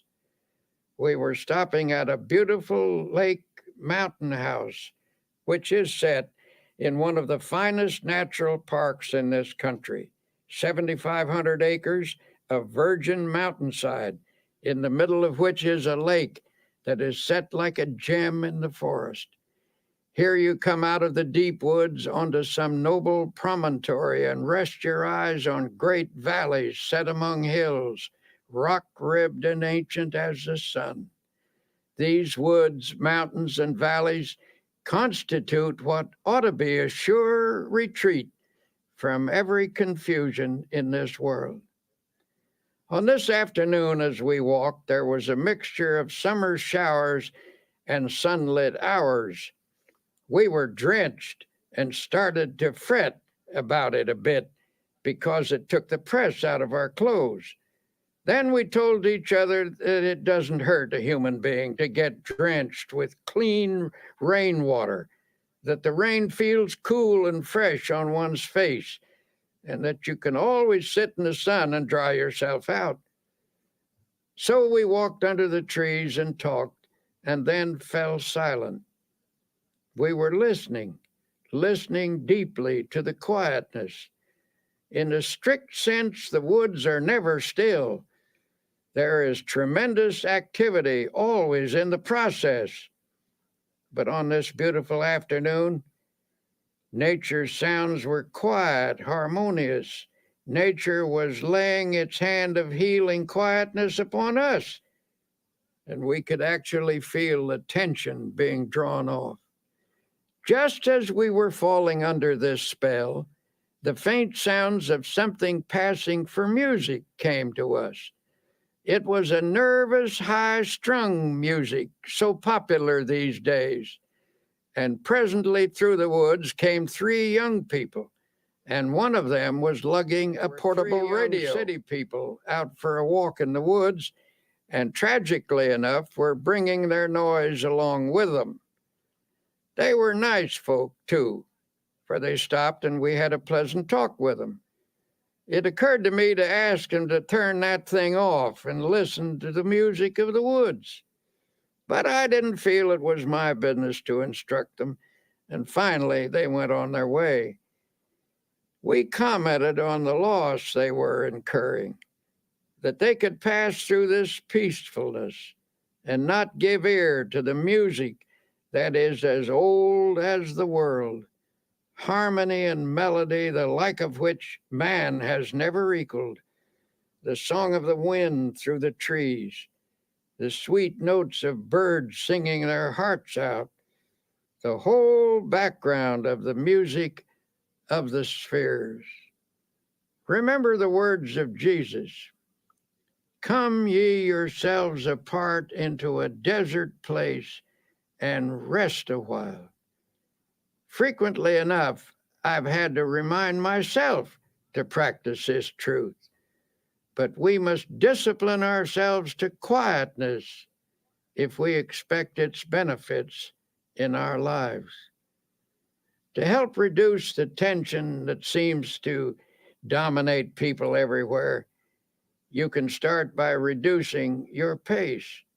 To do that, you will need to slow down and quiet down. Do not fume. Do not fret. Practice being peaceful. Practice the peace of God, which passeth all understanding. Then note the quiet sense of power that wells up within you. A physician gave some rather unusual advice to a patient of his, one of those aggressive, go-getter types of businessmen. This man had been telling him that he takes his briefcase home with him every night, packed with important work that must get done right away. When the doctor asked if someone else couldn't help him with it, the man snapped, "Nope, I'm the only one who can do it. Everything depends on me." The doctor asked, "If I write a prescription, will you follow it?" This, believe it or not, was the prescription. His patient was to take off 2 hours every working day and go for a long walk. Then he was to take off a half day a week and spend that half day in a cemetery. In astonishment, the patient demanded, "Why should I spend a half day in a cemetery?" "Because," answered the doctor, "I want you to wander around and look at the gravestones of men who are there permanently. I want you to meditate on the fact that many of them are there because they thought, even as you do, that the whole world rested on their shoulders.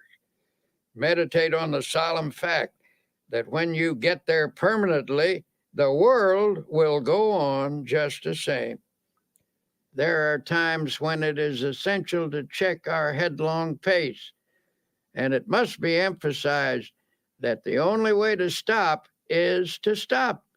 Believe me, I know personally from a certain city to give a lecture and was met at the plane by a committee. I was rushed to a bookstore where I had an autographing party, and then to another bookstore where another autographing party was held. Then they rushed me to a luncheon. After rushing through the luncheon, I was rushed to a meeting. After the meeting, I was rushed back to the hotel where I changed my clothes and was rushed back to a reception where I met several hundred people and drank 3 glasses of fruit punch. Then I was rushed back to the hotel and told I had 20 minutes to dress for dinner. When I was getting dressed, the phone rang and somebody said, "Hurry, hurry, we must rush down to dinner." Excitedly, I chattered, "I will rush right down." I rushed from the room and was so excited that I could scarcely get the key into the lock. Hastily, I checked myself to make sure I was completely dressed and rushed toward the elevator. All of a sudden, I stopped. I was out of breath. I asked myself, just what is this all about? What is the meaning of this ceaseless rush? This is ridiculous. Then I declared independence and said, I don't care if I go to dinner or not. I do not care whether I make a speech. I do not have to go to this dinner, and I do not have to give a speech. So deliberately and slowly, I walked back to my room and took my time about opening the door. I telephoned the man downstairs and said, if you want to eat, go ahead. If you want to save a place for me, I will be down after a while when I'm good and ready. But I'm not going to rush anymore. So I removed my coat, sat down, took off my shoes, put my feet up on the table, and just sat. Then I opened the Bible and very slowly read aloud the 121st Psalm. I will lift up mine eyes unto the hills, from whence cometh my help. I closed the book and had a little talk with myself, saying, come on now, son, start living a slower pace and a more relaxed life. And then I affirmed, God is here and his peace is touching me. I don't need anything to eat, I reasoned. I eat too much anyway. Besides, the dinner will probably not be very good, and if I'm quiet now, I will give a better speech at 8 o'clock. So I sat there resting and praying for a while. I shall never forget the sense of peace and personal mastery I had when I walked out of that room. I had the glorious feeling of having overcome something, of having taken control of myself emotionally, And when I reached the dining room, the others had just finished the first course. All I missed was the soup, which by general consent was no great loss. This incident was an amazing encounter with the healing presence of Almighty God. I gained this experience simply by stopping, by quietly reading the Bible, by sincerely praying, and by thinking some peaceful thoughts for a few moments. To attain emotional control, the daily practice of healing techniques is essential. Emotional control cannot be gained in any magical or easy way. The only sure method is by working at it regularly and by developing creative faith. To develop a calm control, it is necessary to think calmness. For as I've said before, the body responds sensitively to the type of thoughts that pass through the mind. It is also true that the mind can be quieted by first making the body quiet. Don't pace the floor. Don't wring your hands. Don't pound or shout or argue or walk up and down. Don't let yourself get worked up into a dither. Meeting where a discussion was going on, which finally became rather bitter. Tempers were getting frayed, and some of the participants were decidedly on edge. Sharp remarks were exchanged. Suddenly, one man got up, took off his coat, opened his collar, and lay down on a couch.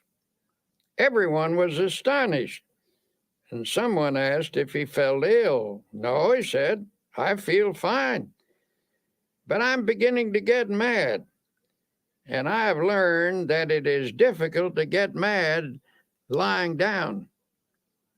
We all laughed and the tension was broken. So I urge you to slow down.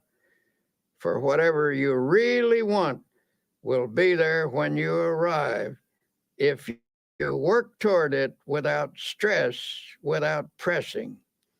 If proceeding under God's guidance and in his smooth and unhurried tempo, it is not there, then it was not supposed to be there. If you miss it, perhaps you should have missed it. Try to develop a normal, natural, God-ordered pace. Practice and preserve mental quiet. Learn the art of letting go of all nervous excitement. To do this, stop at intervals and affirm, I now relinquish nervous excitement. It is flowing from me now. I am at peace. You have a tendency to fume and fret. Here are some exercises that can help you achieve a more peaceful inner tempo. 1. Sit relaxed in a chair. Yield yourself completely to the chair. Starting with your toes and proceeding to the top of your head, conceive of every part of your body as relaxing. Affirm this relaxed state by saying, my toes are relaxed, my fingers are relaxed, my facial muscles are relaxed, and so on. 2. Think of your mind as the surface of a lake in a storm, tossed by waves and whipped by the wind. Then imagine the waves subside and the surface placid and smooth. 3. Spend 2 or 3 minutes thinking of the most beautiful and peaceful scenes you have ever beheld. A mountain at sunset, for example, or a deep valley filled with the hush of early morning, or a woods at noonday, or moonlight upon rippling waters. In your memory, relive these scenes. 4. Make a mental list of times in your life when you've been conscious of God's watchful care. Recall how He brought things out right and took care of you when you were worried and anxious. Then recite aloud this line from an old hymn. So long thy power hath kept me, sure it still will lead me on. 5.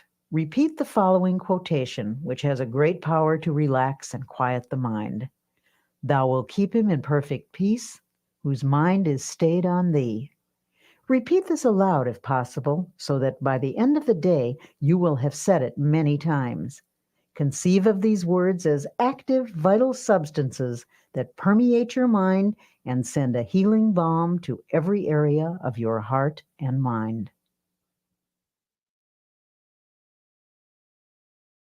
The connection between the mind and the body is a subtle but powerful one. Emotional turmoil can sap your energy, reduce your efficiency, cause poor health, and of course, steal your chances for happiness. Here's Dr. Peel with some thoughts on reversing this process and restoring your vitality. A physician I know says many of his patients have nothing wrong with them except their thoughts.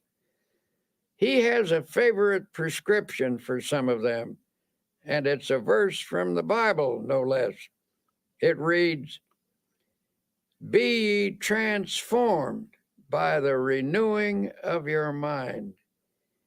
He finds that when his patients change the pattern of their thoughts, they actually achieve a more peaceful state of mind. And that helps to produce health and well-being. Many people can benefit from such a prescription of prayer, faith, and dynamic spiritual thinking. Here's an example. The sales manager of a large company had experienced a serious decline in both ability and energy. He had once been a man of outstanding efficiency and power, but in the last year or so, he'd lost his creative skill and sales were slipping badly. 2 vacations brought no improvement. This man's physician recommended to the company president that his patient come to our religio-psychiatric clinic for an interview. When he arrived, he was rather indignant at being sent to a church. "This is a pretty pass," he fumed, "when they send a businessman to a preacher. I suppose you're going to pray with me and read the Bible," he said irritably.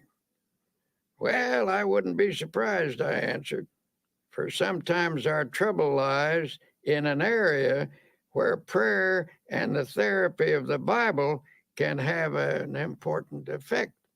He proved most sullen and uncooperative until I was finally forced to say to him, "Listen, I want to tell you bluntly that you'd better cooperate with us or you're going to be fired."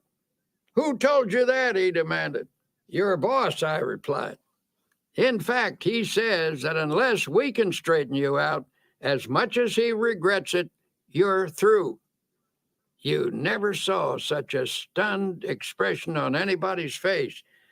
"What do you think I ought to do?" he finally stammered. "A person often gets himself into the state you're in," I replied, "because the mind is filled with fear, anxiety, tension, resentment, guilt, or a combination of all of these. When these ingredients accumulate to a certain weight, the personality cannot support them any longer and gives way. Normal sources of emotional, spiritual, and intellectual power become clogged up. The person becomes bogged down by resentment, fear, or guilt. I don't know your trouble, but I suggest you think of me as a sympathetic friend with whom you can be absolutely open, and that you begin to tell me all about yourself. I emphasize the importance of concealing nothing and of emptying whatever fears, resentments, or guilt feelings might be in his mind." It was rather difficult to get him to talk, for he was essentially a decent person and had a strong sense of shame. In due course, the troubles came out. He'd committed a series of sins, and these involved him in a complicated maze of lies.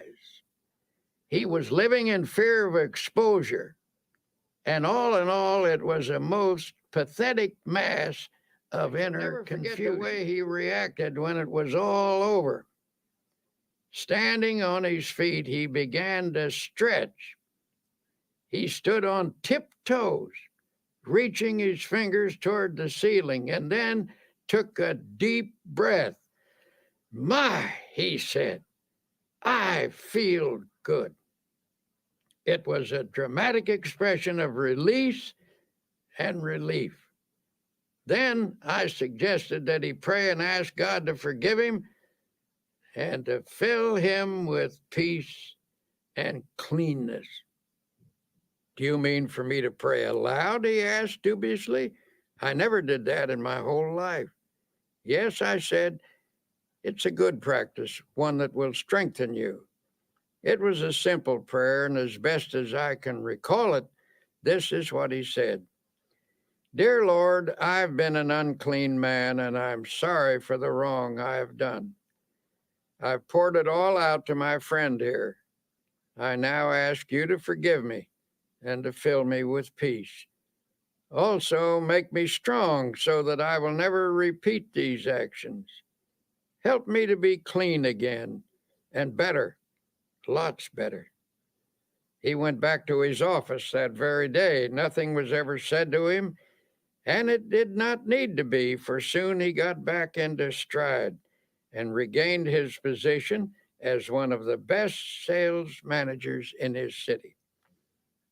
Later, I met his president, who said, I don't know what you did to Bill, but now he certainly is a ball of fire. It wasn't me, I replied. Every thoughtful person who has ever considered the matter realizes that doctors are right when they tell us that grudges, resentment, jealousy, vindictiveness, hate, and so on are attitudes that produce poor health. The effects of anger are among the worst. Have a fit of anger and experience for yourself that sinking feeling in the pit of your stomach, that sense of sickness. Chemical reactions in the body are set up by emotional outbursts, which in turn result in feelings of ill health.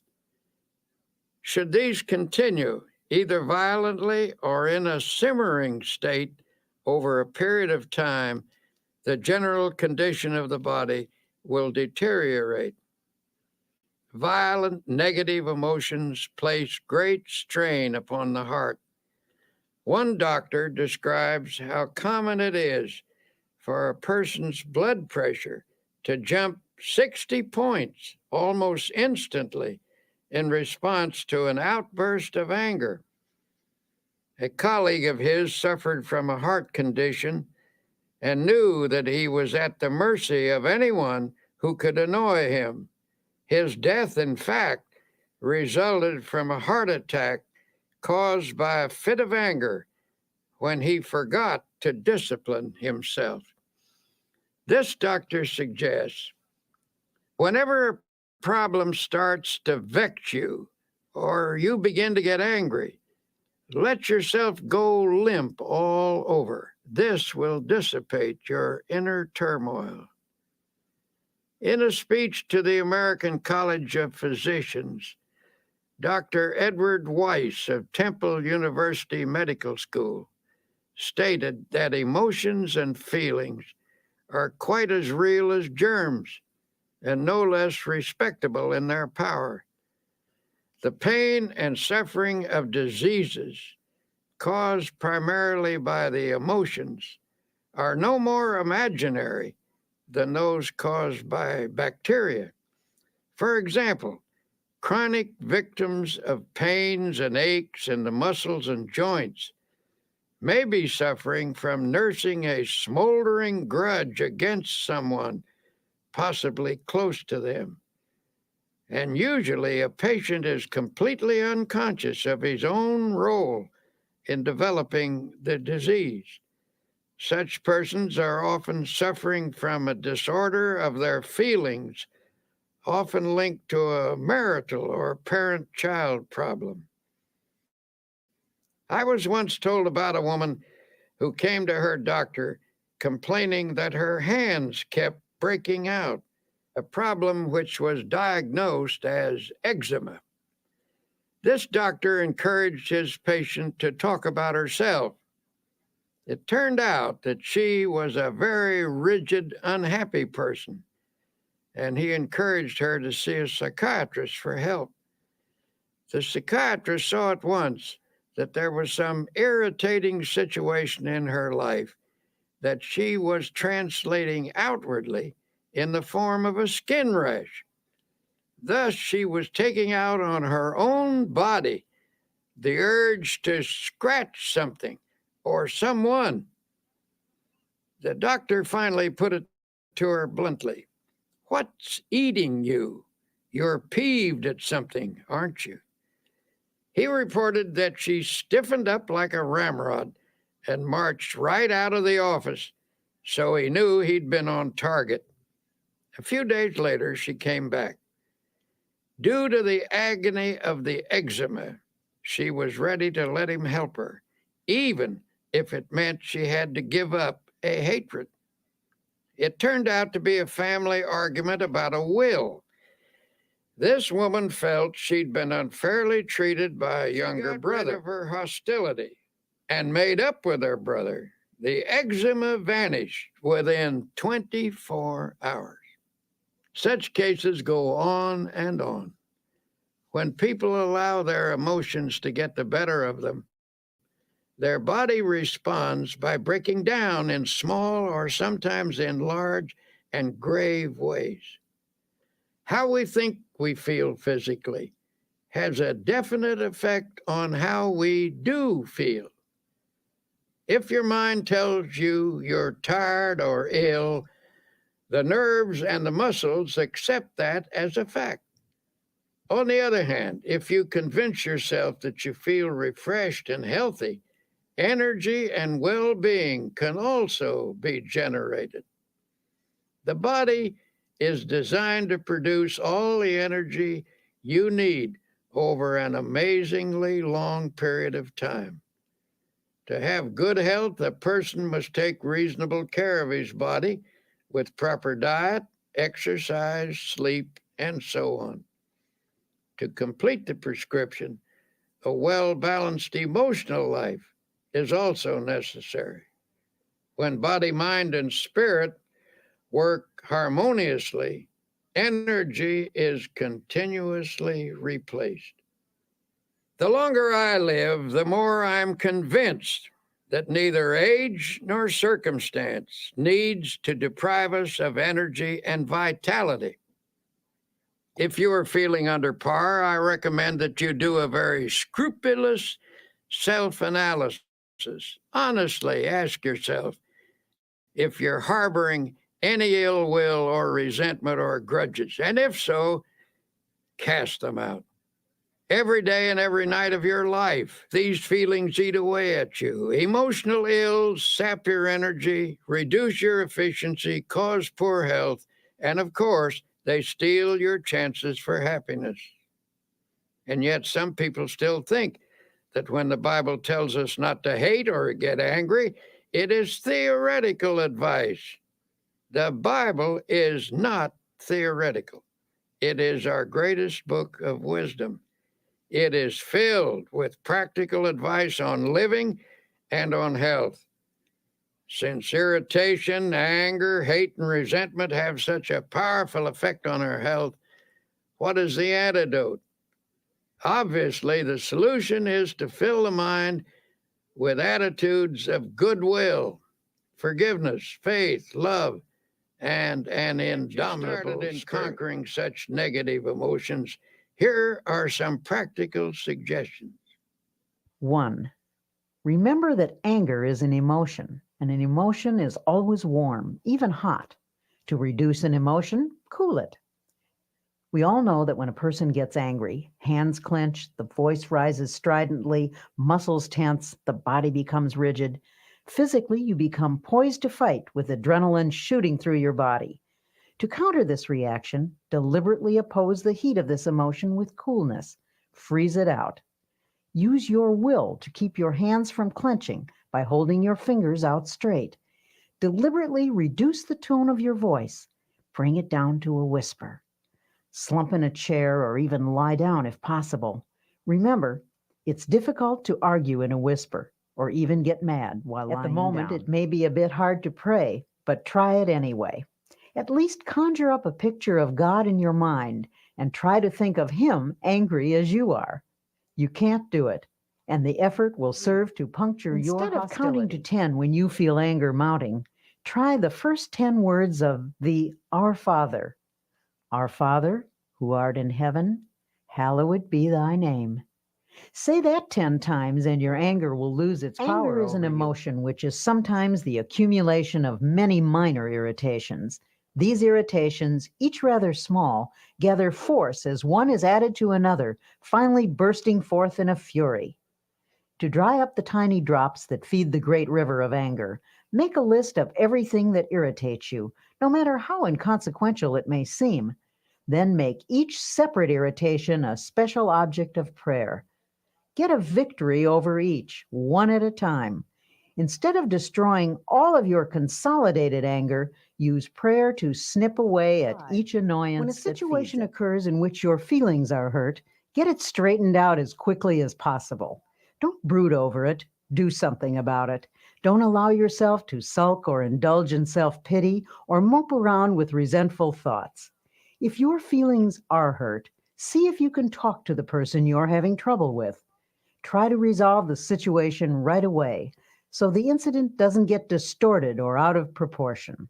Put some spiritual iodine on the hurt by saying a prayer of love and forgiveness. Allow the grievance to drain out of your mind. Go to someone you trust and pour it out until not a vestige of it remains within you. Then pray for people who hurt your feelings. Continue this until you feel the malice fading away. You may have to pray for quite a while to get this little prayer. May the love of God fill my heart. Then add this line. May the love of God for that person who has hurt me flood my soul. Pray this and mean it. Take the advice of Jesus literally when he said to forgive 70 times 7. That comes to 490 times. Before you have forgiven a person that many times, you will be free of resentment.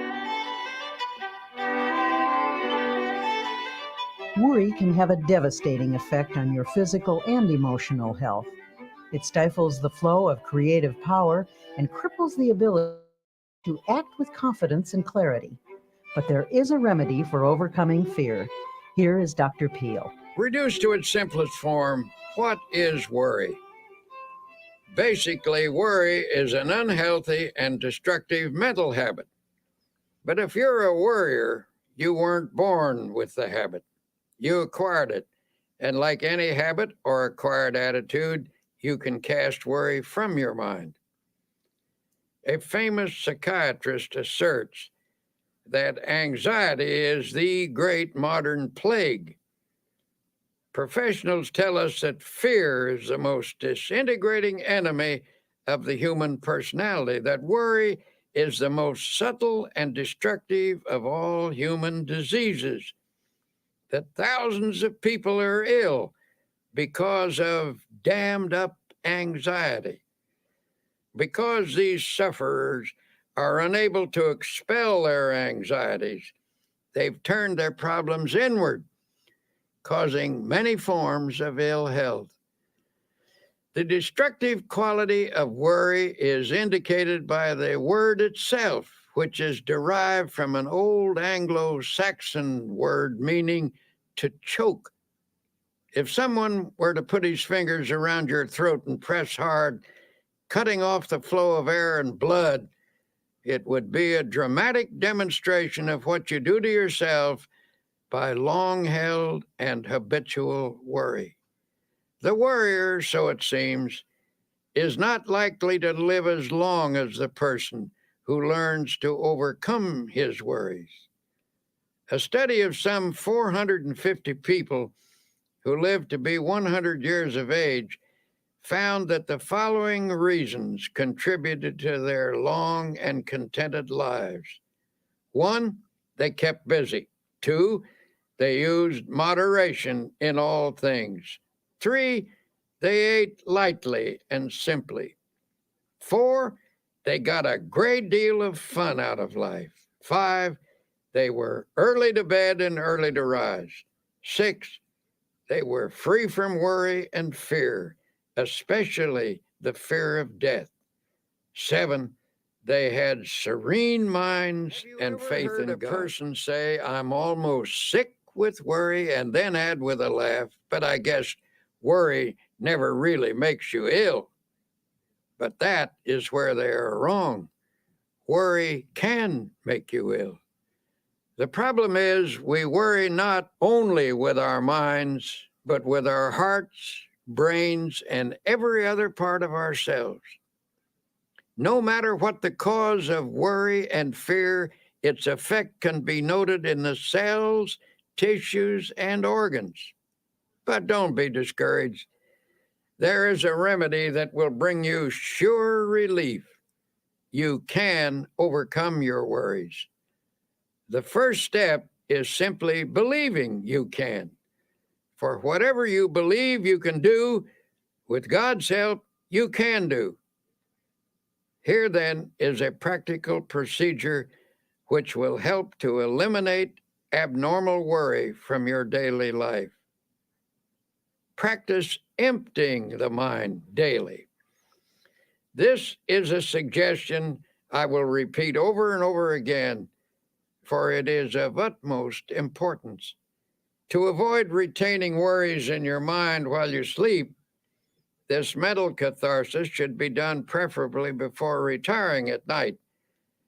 The last 5 minutes before going to sleep are of extraordinary importance, for in that brief period the mind is most receptive to suggestion. It tends to absorb the last ideas that are entertained in the waking state. Then while you sleep, thoughts sink into the subconscious.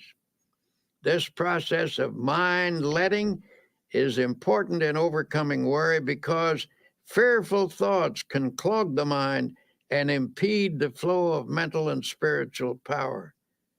But if such thoughts are eliminated daily, they will not accumulate. To help drain away these thoughts, you might use a process of creative imagination in which you conceive of yourself as actually emptying your mind of all anxiety and fear. Think of the remarkable imaginative skill of small children. Watch how they respond to the game of kissing away a hurt. Imagination is not simply the use of fantasy. The word imagination comes from the idea of imaging, that is, creating images in our mind. Imagineering is the use of mental images to build factual results, and it is an astonishingly effective procedure. What you create with your imagination, whether it is an image of fear or of release from fear, may ultimately become a fact if it is held in your mind with sufficient faith. Here's one method you might use. Picture all your worry thoughts flowing out from you in the same way that water flows from a basin by removing the stopper. During this visualization, repeat the following affirmation. With God's help, I am now emptying my mind of all anxiety, all fear, all sense of insecurity. Repeat this slowly 5 times. Then add, I believe that my mind is now emptied of all anxiety, all fear, all sense of insecurity. Repeat the statement 5 times while holding a mental picture of your mind as being emptied. Then thank God for thus freeing you from fear, and then go to sleep. The curative process. Use this method mid-morning and mid-afternoon as well as bedtime. Go into some quiet place for 5 minutes for this purpose. Do this faithfully, and you will soon know its beneficial results. In due course, this thinking will drive out worry. I cannot emphasize enough the importance of freeing your mind from worry and fear. Fear something over a long period of time, and there is a real possibility that you may actually help bring it to pass. The Bible contains a line which is one of the most terrible statements ever made, terrible in its truth. It's this: for the thing which I greatly feared is come upon me. Of course it will. For if you fear something continuously, you tend to create conditions in your mind that encourage its development. Faith is the one power against which fear cannot stand. Master faith, and you will automatically master fear. As the Bible also suggests, that which I have greatly believed has come upon me. In many different ways, the Bible tells us that if we have faith, nothing is impossible. So if you shift your mind from fear to faith, you will stop creating the object of your fear and will instead create the object of your faith. In the campaign against the worry habit, here's a useful strategy. The vast tree of worry which has grown up in your personality over long years can best be handled by making it as small as possible. First, snip off the little worries and expressions of worry. For example, reduce the number of worry words in your conversation.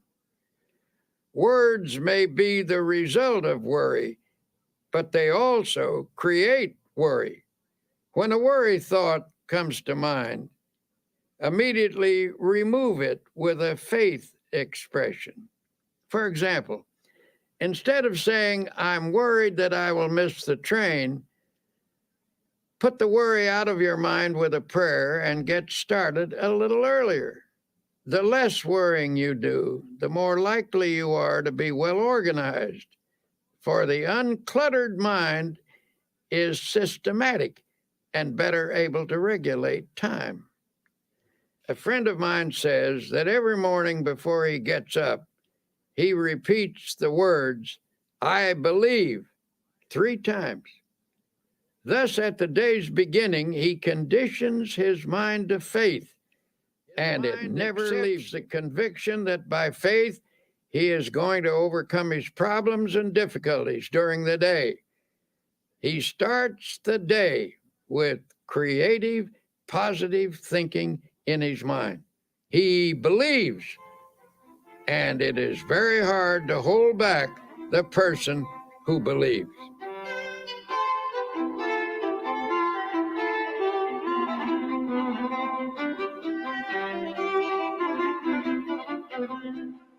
Many people fail to overcome troubles such as worry because they allow a problem to seem complicated. It can be very useful to attack the problem with some simple technique, something that dramatizes your war against worry I've seen was developed by a man who was once a tremendous worrier. At one point, he was worrying himself into a bad state of nerves and ill health. He suffered from continual doubt about whether or not he had done or said the right thing. He was always rehashing his decisions and getting unnerved about them. I suggested that he ought to work out some simple method that would help him drop the day completely when it was over and go ahead into the future. One day, I noticed that his state of mind was improving, and I commented on it. "Oh, yes," he said, "I finally got the secret, and it has worked amazingly well."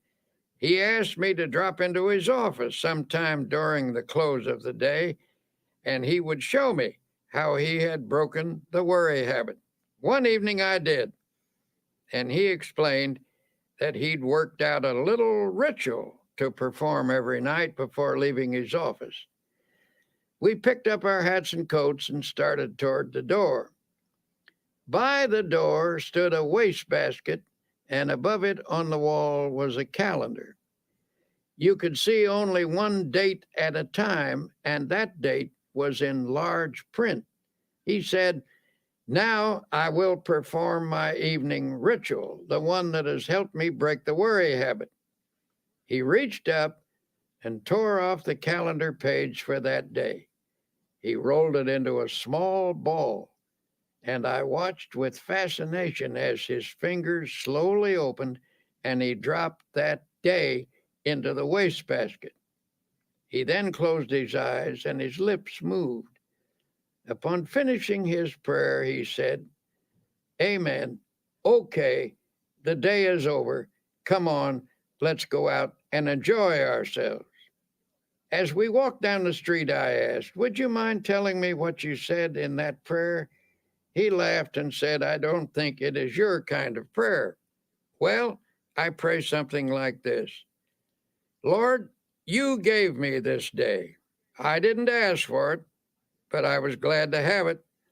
I did the best I could with it, and you helped me, and I thank you. I made some mistakes. That was when I didn't follow your advice, and I'm sorry about that. Forgive me. But I had some victories and some successes too, and I'm very grateful for your guidance. But now, Lord, mistakes or successes, victories or defeats, the day is over, and I'm through with it. So I'm giving it back to you. Amen." Well, perhaps that isn't an orthodox prayer, but it certainly proved to be an effective one. He dramatized the finishing of the day, and he set his face to the future, expecting to do better tomorrow. When the day is over, God blacks it out by bringing down the curtain of night. This man cooperated with God's method, and his past mistakes and failures gradually lost their hold on him. He was released from the worries that accumulated from his yesterdays. His anti-worry formula is also described in these words from the Bible. "But this one thing I do, forgetting those things which are behind and reaching forth unto those things which are before, I press toward the mark for the prize of the high calling of God in Christ Jesus."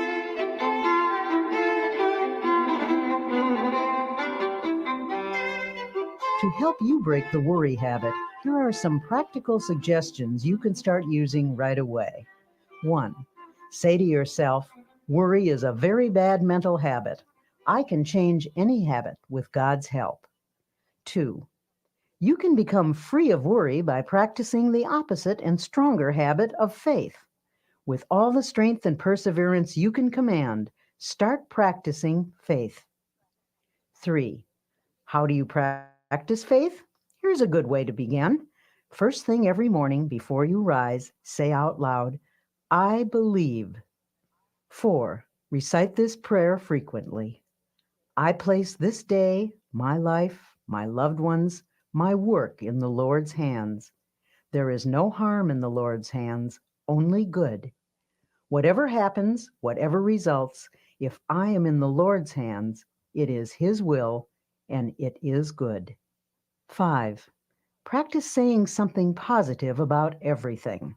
For example, don't say, "This is going to be a terrible day." Instead, affirm, "This is going to be a glorious day." Don't say, "I'll never be able to do that." Instead, affirm, "With God's help, I will do that." 6. Shoot an injection of faith into all your conversations. A group of people talking pessimistically can infect every person in the group with negative feelings. But by talking up rather than down, you can drive off that depressing atmosphere and make everyone feel hopeful. 7. One reason you're a worrier is because your mind is literally saturated with thoughts of gloom, defeat, and apprehension. To counteract these, mark every passage in the Bible that speaks of faith, hope, and happiness. Commit each to memory. Say them over and over again until they saturate your subconscious mind. Then the subconscious will return to you what you have given it, namely optimism, not worry. 8. Help others cure the worry habit. In helping another to overcome worry, you get greater power over it within yourself. 9. Every day of your life, conceive of yourself as living in partnership and companionship with God. If He actually walked by your side, would you be worried and afraid? Well then, say to yourself, He is with me.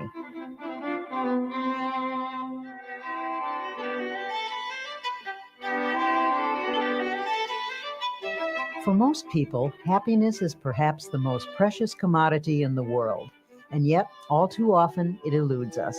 In this segment called Create Your Own Happiness, you'll discover why happiness is really a state of mind. Once I met a man who absolutely bubbled over with radiant happiness. When I asked him his secret, he said, "Why, it's just as plain as the nose on your face. When I get up in the morning, I realize I have two choices, either to be happy or unhappy. And what do you think I do? I just choose to be happy, and that's all there is to it." Now, that may seem a superficial response, but I recall that Abraham Lincoln, who nobody could accuse of being superficial, said that people were just about as happy as they made their minds up to be. Perhaps the easiest thing in the world to find is a way of being unhappy. Just choose unhappiness. Go around telling yourself that things aren't going well, that nothing is satisfactory, and you can be quite sure of being unhappy. But say to yourself, things are going nicely, life is good, I choose happiness, and you can be quite sure of having your choice. Children are much more adept at finding happiness than most adults. The adult who can carry the spirit of a child into middle and old age is a kind of genius, for he will preserve the truly happy spirit with which God endows the young. The subtlety of Jesus Christ is remarkable, for he tells us that the way to live in this world is to have a childlike heart and mind. In other words, never get old or dull or jaded in spirit. Don't become super sophisticated. A 9-year-old was asked what makes her happy. She listed her playmates, her school, her church, and her family. That list incorporates all the elements that are important in adult life, too. Your friends and associates, your work, your place of worship, and the home circle where you find love. There you have happiness in a nutshell. And the happiest time of your life is in relation to those factors. A few other things that some boys and girls said made them happy. Street lights reflected on a river, smoke rising from a chimney, the moon in the clouds, red velvet, a swallow flying, water being cut at the bow of a boat, a fast train rushing, a builder's crane lifting something heavy, looking into deep, clear water. There is something of the most sublime element of the universe expressed in these things. To become a happy person, have eyes that see romance in the commonplace, a child's heart, a clean soul, and spiritual simplicity. Unfortunately, for many people, unhappiness is their most frequent state of mind. But since a fundamental desire of every human being is for that state of existence called happiness, something should be done about all this misery. So many real problems are created by life itself, difficulties over which we have little or no control. It is simply foolish to further create our own. But the truth is, by our thoughts and attitudes, we distill out of the ingredients of life either happiness or unhappiness for ourselves. We can manufacture unhappiness simply by our thinking.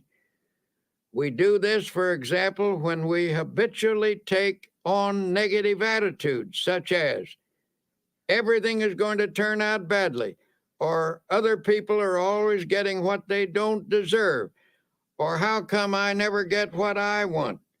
Unhappiness is further increased when we saturate our minds with resentment, hate, fear, and worry. Well, then, if we ourselves create such a large proportion of our unhappiness, how can we produce happiness instead? An incident from one of my railroad journeys may suggest an answer. One morning, a half dozen of us were shaving in the men's lounge. As always in such close quarters after a night on a train, this group of strangers was not disposed to be cheerful. There was little conversation, and that little was mostly mumbled. Then a man came in wearing a broad smile. He greeted us all with a bright good morning, but received rather unenthusiastic grunts in return. As he went about his shaving, he was humming a happy little tune. It got a bit on the nerves of some of the men, and finally one said rather sarcastically, "You certainly seem to be happy this morning. Why all the cheer?" "Yes," the man answered. "As a matter of fact, I am happy. I do feel cheerful." Then he added, "I make it a habit to be happy." That's all he said. But that simple statement is really quite profound. For happiness depends to an important degree upon the habit of mind we cultivate. The book of Proverbs, that collection of wise sayings, puts it in another way. He that is of a merry heart hath a continual feast. Out of the happiness habit comes a happy life. And because we can cultivate a habit, we therefore have the power to create our own happiness habit. Make a mental list of pleasant thoughts and pass them through your mind several times a day. If an unpleasant thought should enter your mind, immediately stop, consciously reject it, and substitute a pleasant thought. Every morning before rising, lie relaxed in bed for a few minutes. Let pictures of each happy experience you expect to have during the day pass across your mind. Savor their joy. Such thinking will help cause events to turn out that way. Do not affirm that things will not go well that day. By merely saying that, you can actually help to make it so. You will draw to yourself every factor, large and small, that will contribute to unhappy conditions. As a result, you will find yourself asking, why does everything go badly for me? What's the matter with everything? Tomorrow, try this plan instead. When you rise, say out loud 3 times this one sentence. This is the day which the Lord hath made. I will rejoice and be glad in it. Repeat it in a strong, clear voice with positive tone and emphasis. The statement, of course, is from the Bible, and it is a good cure for unhappiness. While dressing or shaving or getting breakfast, you might also say aloud a few such remarks as, I believe this is going to be a wonderful day. I believe I can successfully handle all the problems that will arise. I feel good physically, mentally, emotionally. I am grateful for all that I have had, for all that I now have, and all that I shall have. Things are not going to fall apart because God is here and He is with me and He will see me through. I thank God for every good these phrases and meditate on their meaning. You will change the character of your day by starting off with a positive frame of mind.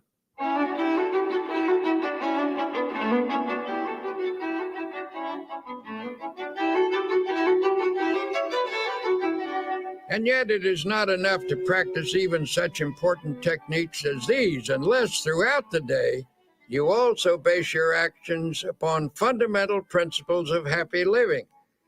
One of the most simple and basic of such principles is that of human love and goodwill. One man who truly knew happiness was a friend of mine named Ralston Young, who was once famous as Red Cap number 42 in New York City's Grand Central Station. This man carried bags for a living, but his real job was living the spirit of Christ. As he carried a person's suitcase, he tried to share a little Christian fellowship. He carefully watched a customer to see if there was any way he could give them more courage and hope. One day, he was asked to take an elderly lady down to her train. As he wheeled her into an elevator, he noticed there were tears in her eyes. He asked the Lord how he could help her, and the Lord gave him an idea. As he wheeled her off the elevator, he said with a smile, "Ma'am, if you don't mind my saying so, that is a mighty pretty hat you're wearing." She looked up at him and said, "Why, thank you. And I might add," he said, "that sure is a pretty dress you have on. I like it so much." This appealed to her, and despite the fact that she wasn't feeling well, she brightened up and asked, "Why in the world did you say those nice things to me? It's very thoughtful of you." "Well," he said, "I saw how unhappy you were. I saw that you were crying, and I just asked the Lord how I could help you. The Lord said, speak to her about her hat. The dress," he added, "was my own idea." When he asked her if she didn't feel well, she told him that she was in constant pain. She asked him, "Do you by any chance know what it means to be in pain all the time?" Ralston had an answer. "Yes, ma'am, I do. A long time ago, I lost an eye, and it hurt like a hot iron day and night. But," she said, "you seem to be happy now. How did you do it?" By this time, he had her in her seat in the train, and he said, "Prayer, ma'am, just by prayer." Softly, she asked, "Does prayer, just prayer, take your pain away?" "Well," answered Ralston, "perhaps it doesn't always take it away. I can't say that it does, but it always helps to overcome it so it doesn't seem like it hurts so much. Just keep on praying, ma'am, and I'll pray for you too."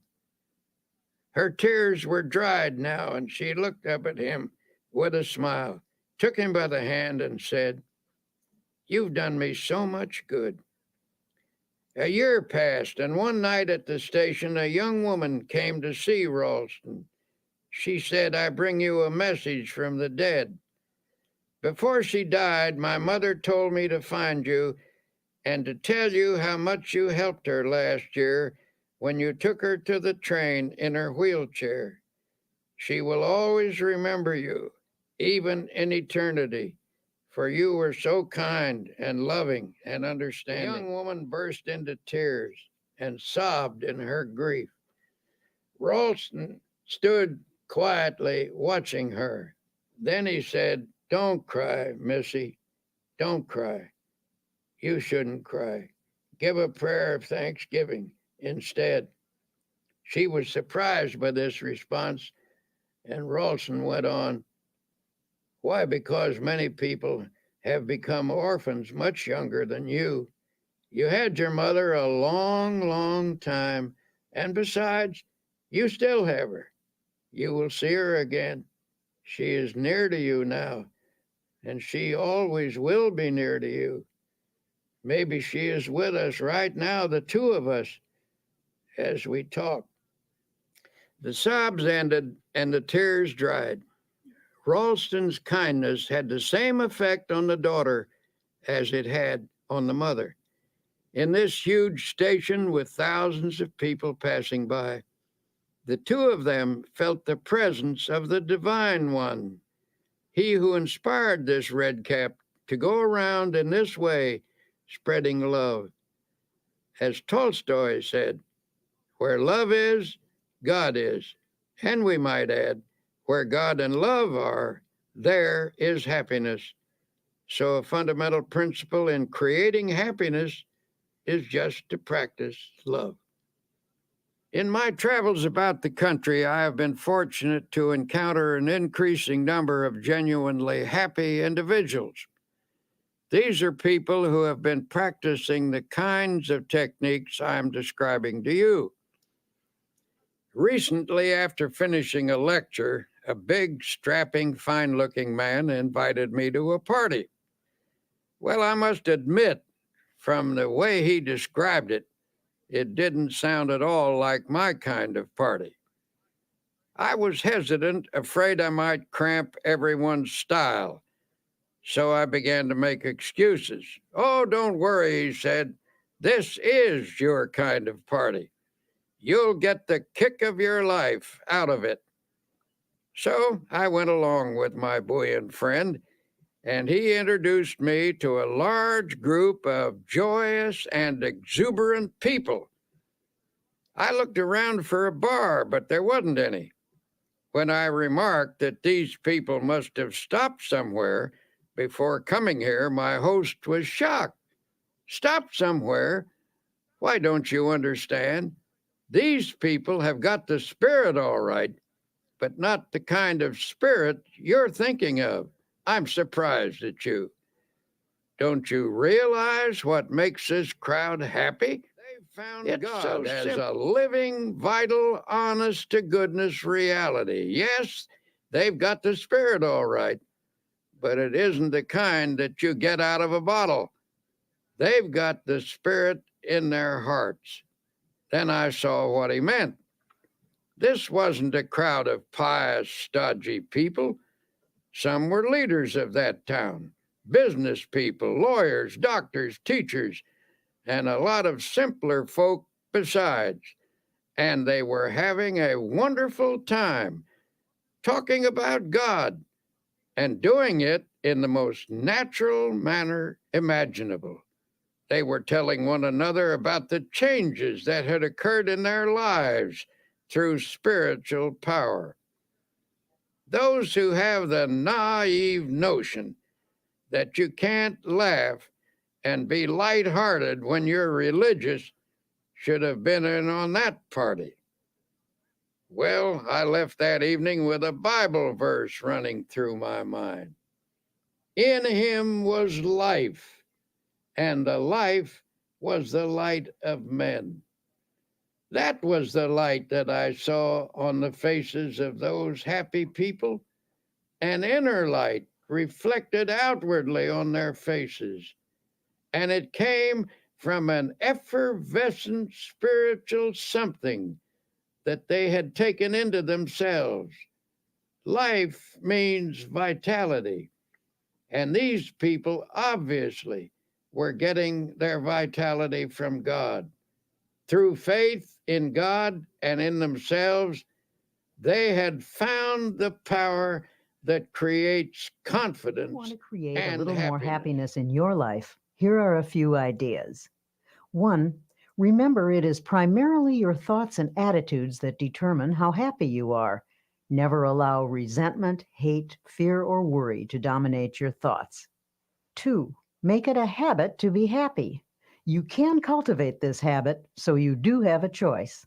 As the book of Proverbs says, "He that is of a merry heart hath a continual feast." 3. Practice happy thinking. Make a mental list of pleasant thoughts and pass them through your mind several times each day. If an unpleasant thought should enter your mind, immediately stop, consciously reject it, and substitute a pleasant one. 4. Each day when you arise, say this one sentence out loud. "This is the day which the Lord hath made. I will rejoice and be glad in it."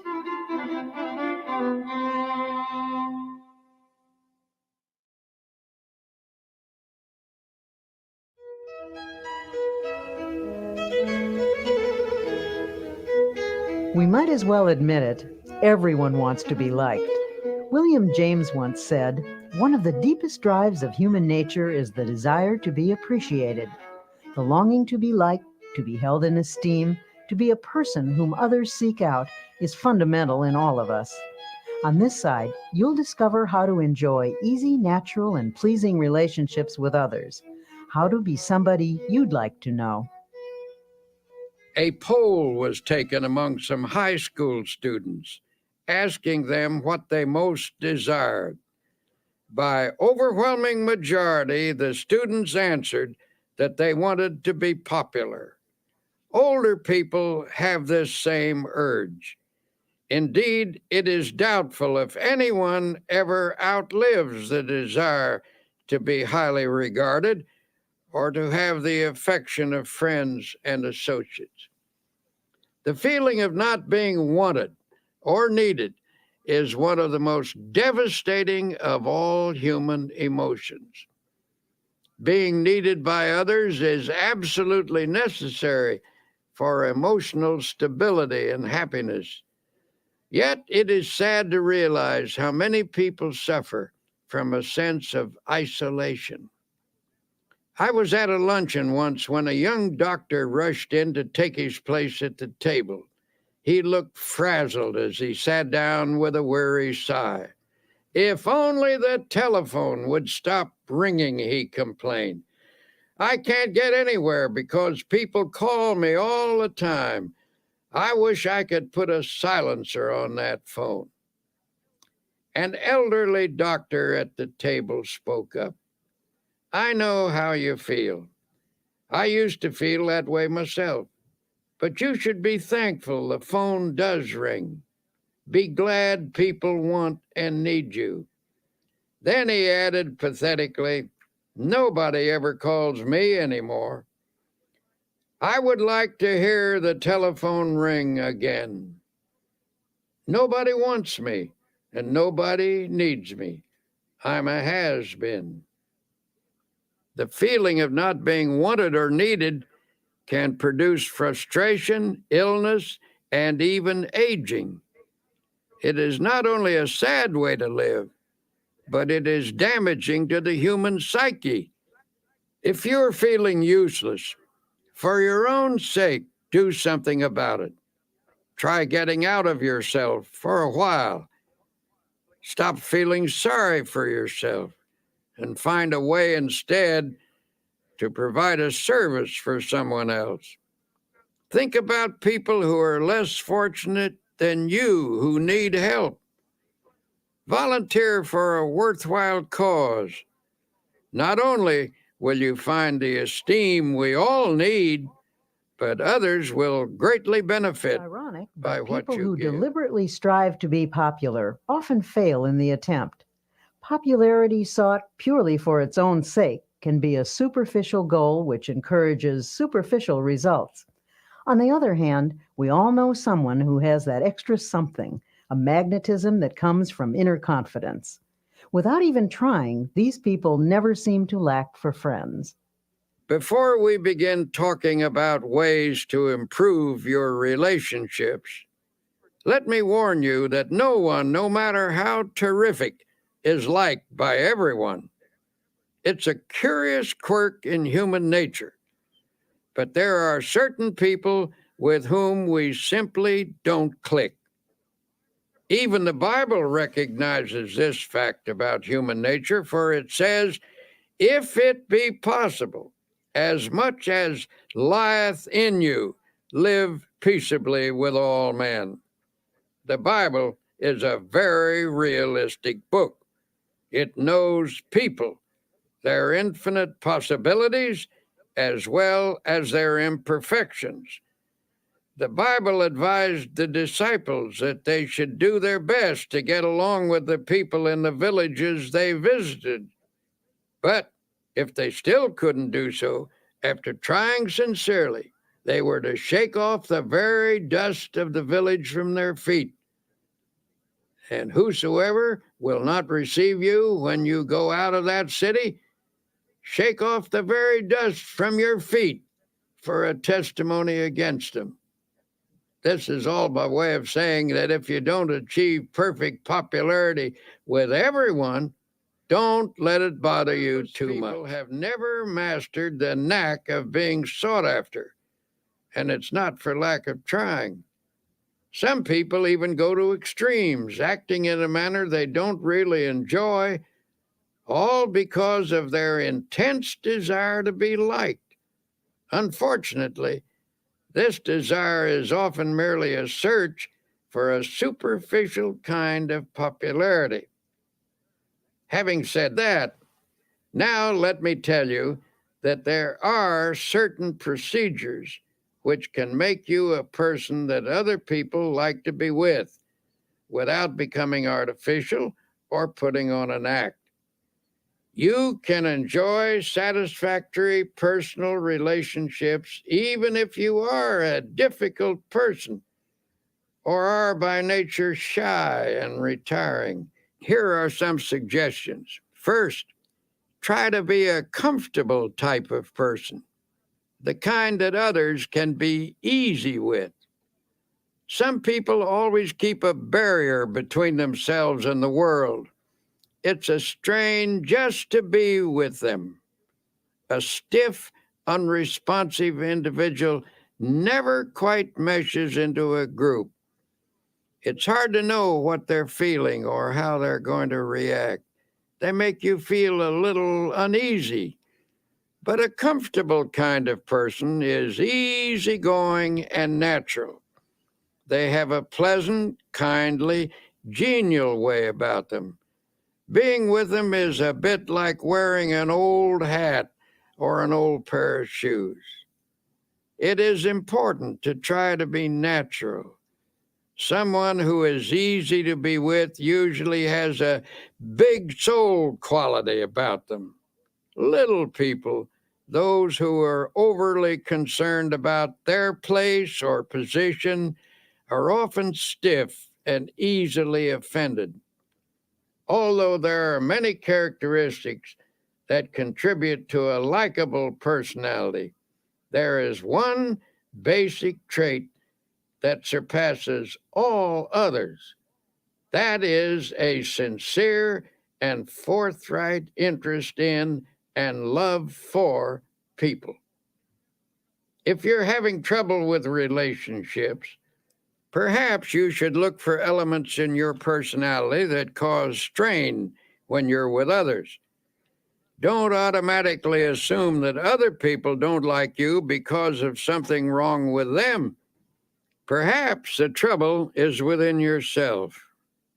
Finding and eliminating such problems requires scrupulous honesty and may also involve the help of a professional counselor. The scratchy elements of your personality may be qualities you've acquired over the years. Perhaps you assumed them as a defense, or they may be the result of attitudes developed in your younger days. Regardless of their origin, they can be eliminated. To us seeking help for problems with personal relationships. He was about 35 years old, and such an appealing-looking man, it seems surprising that people shouldn't like him. Yet he proceeded to outline an unhappy set of circumstances to illustrate his dismal failure with people. "I do my best," he said. "I've tried to put into practice the rules I've been taught about getting along with people, but I get nowhere with the effort. People just don't like me." After talking with him, the trouble became apparent. His manner of speech conveyed a persistently critical attitude. This attitude was thinly veiled, but still it was there. He had an unattractive way of pursing his lips, which indicated a kind of primness or reproof for everybody, as if he felt just a bit superior and disdainful. "Isn't there some way to change myself so people will like me?" he demanded. "Isn't there some way I can stop unconsciously rubbing people the wrong way?" The young man was decidedly self-centered and egotistical. The person he really liked was himself.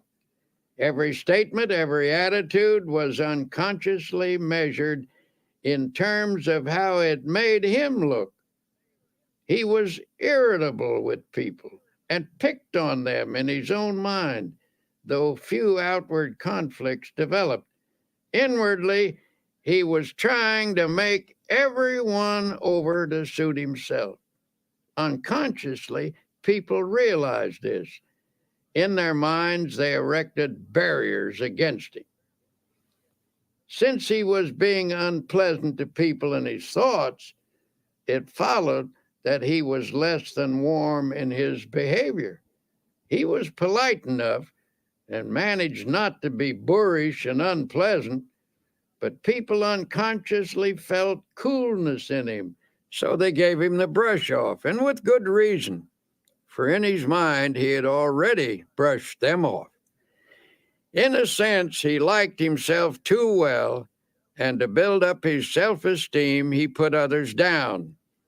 He was suffering from too much self-love.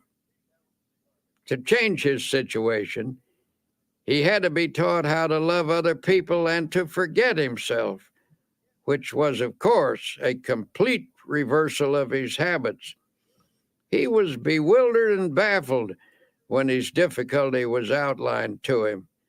But since he was sincere and meant business, he practiced his suggested techniques for developing love of others in place of extreme self-love. It took some fundamental changes to accomplish this goal, since his egotism was so deeply ingrained. But in the end, he did succeed. Suggested was that he make a list of people he had met during the day. For example, the bus driver or the newsboy.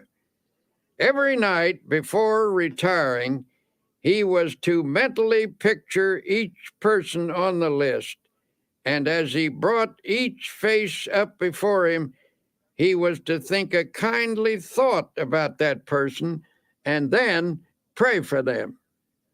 Each of us has his own world, people we encounter each day or with whom we do business. This man was instructed to pray for those in his own little world. For example, the first person he saw each morning was the elevator man in his apartment house. Normally, he'd say a perfunctory good morning. Now he took the time to have a little chat. He asked the elevator man about his family and about his interests. He found that he had an interesting point of view and some experiences which were quite fascinating. He began to see new values in a person who had previously been a mechanical robot to him. He actually began to like the elevator operator, and in turn, the elevator operator, who had formed a pretty accurate opinion of the young man, began to reverse his views. They established a friendly relationship. So the process went from person to person on his list. One day, the young man said, I've found that the world is filled with interesting people, and I never realized it before. When he made that observation, he proved that he was losing himself. And when he did that, as the Bible so wisely tells us, he found himself. In losing himself, he found himself and lots of new friends besides. People began to like him. Learning to pray for other people is a very important step in this process. When you pray for someone, you tend to lift the relationship to a higher level. The best in other people begins to flow out toward you as your best flows toward them. In the meeting of the best, in each, a higher understanding is established. Essentially, getting people to like you is merely the other side of liking them. One of the most popular men who lived in the United States in this century was the late Will Rogers. And one of the most characteristic statements he ever made was, "I never met a man I didn't like." Now, that may have been a slight exaggeration, but I'm sure Will Rogers didn't think so. That is truly the way he felt about people. And as a result, people opened up to him like flowers to the sun. Another important way to get people to like you is to practice building up their ego. Everyone has a normal desire for feelings of self-importance. If I deflate your ego and therefore your self-importance, I show my lack of respect for you. Though you may laugh it off, I have indeed wounded you. And while you may exercise charity toward me, unless you are finely developed spiritually, you're not going to like me very much. On the other hand, if I elevate your self-respect and contribute to your feelings of personal worth, I am showing high esteem for your ego. I have helped you to be your best self, and in return, you appreciate my efforts. You are grateful to me. You like me for it. Almost anyone that you help to build up and become a better person will give you his devotion. Build up as many people as you can, but do it sincerely and unselfishly. Do it because you like them and because you recognize their potential. If you do good for people, affection and esteem will flow back to you. Best of all, you will never Principles lack for getting people friends. to like you are simple. Here are 10 practical exercises to help you become someone that you'd like to know. 1. A person's name is very important. When you meet someone, try to remember their name. If you don't, they may feel you're not very interested in them. 2. Be the comfortable sort of person with whom others feel relaxed. Try to make them feel at home with you. 3.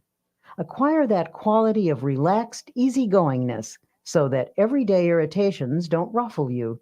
4. Don't be egotistical. Guard against giving the impression that you know it all. 5. Try to be an interesting person. Cultivate interests to keep your mind alive. People enjoy being with someone who is stimulating. 6. Get those scratchy elements out of your personality.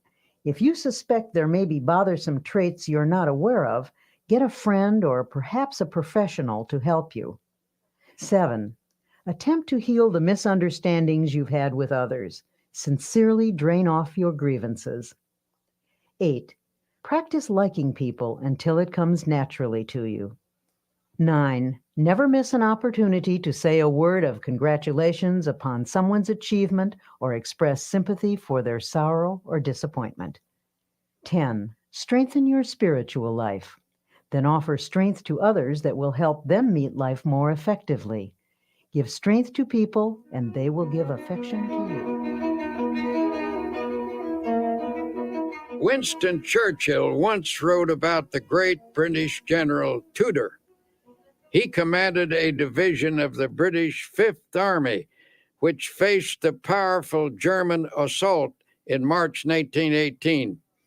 The odds were heavily against him, but General Tudor knew how to meet an apparently immovable and undefeatable obstacle.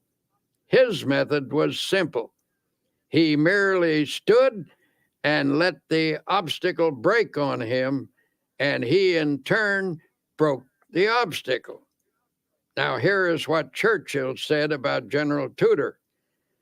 The impression I had of Tudor was of an iron peg hammered into the frozen ground, immovable.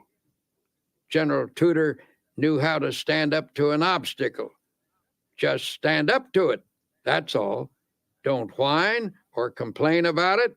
Don't give way under it. Stand up to it, and it will finally break. You will break it. Something has to break, and it won't be you. It will be the obstacle.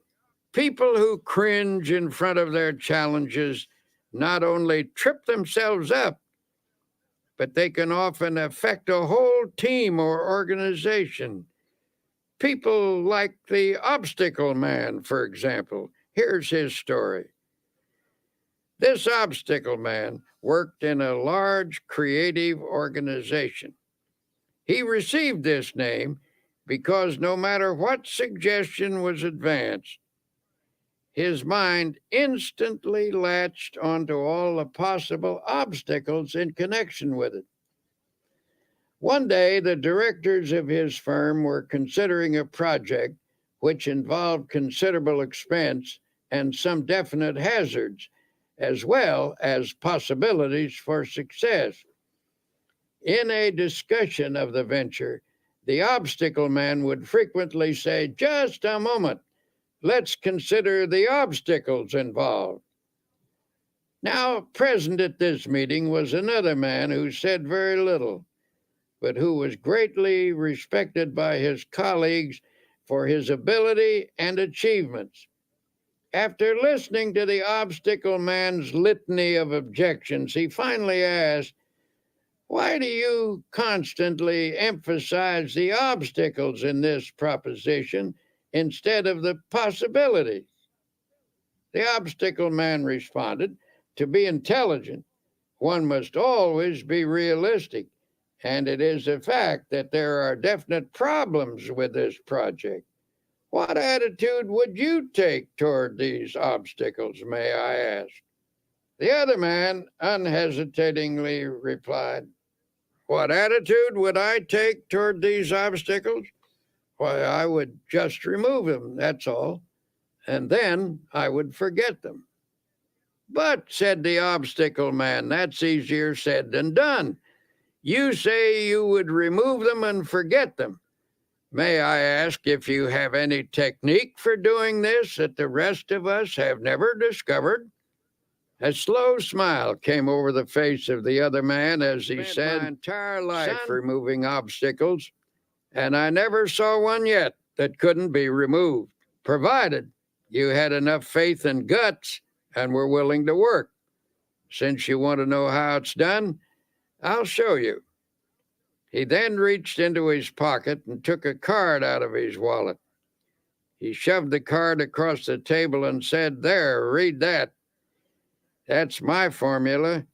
And don't give me a song and dance about how it won't work either. I know better from experience." The obstacle man picked up the card and, with a strange look on his face, read the words to himself.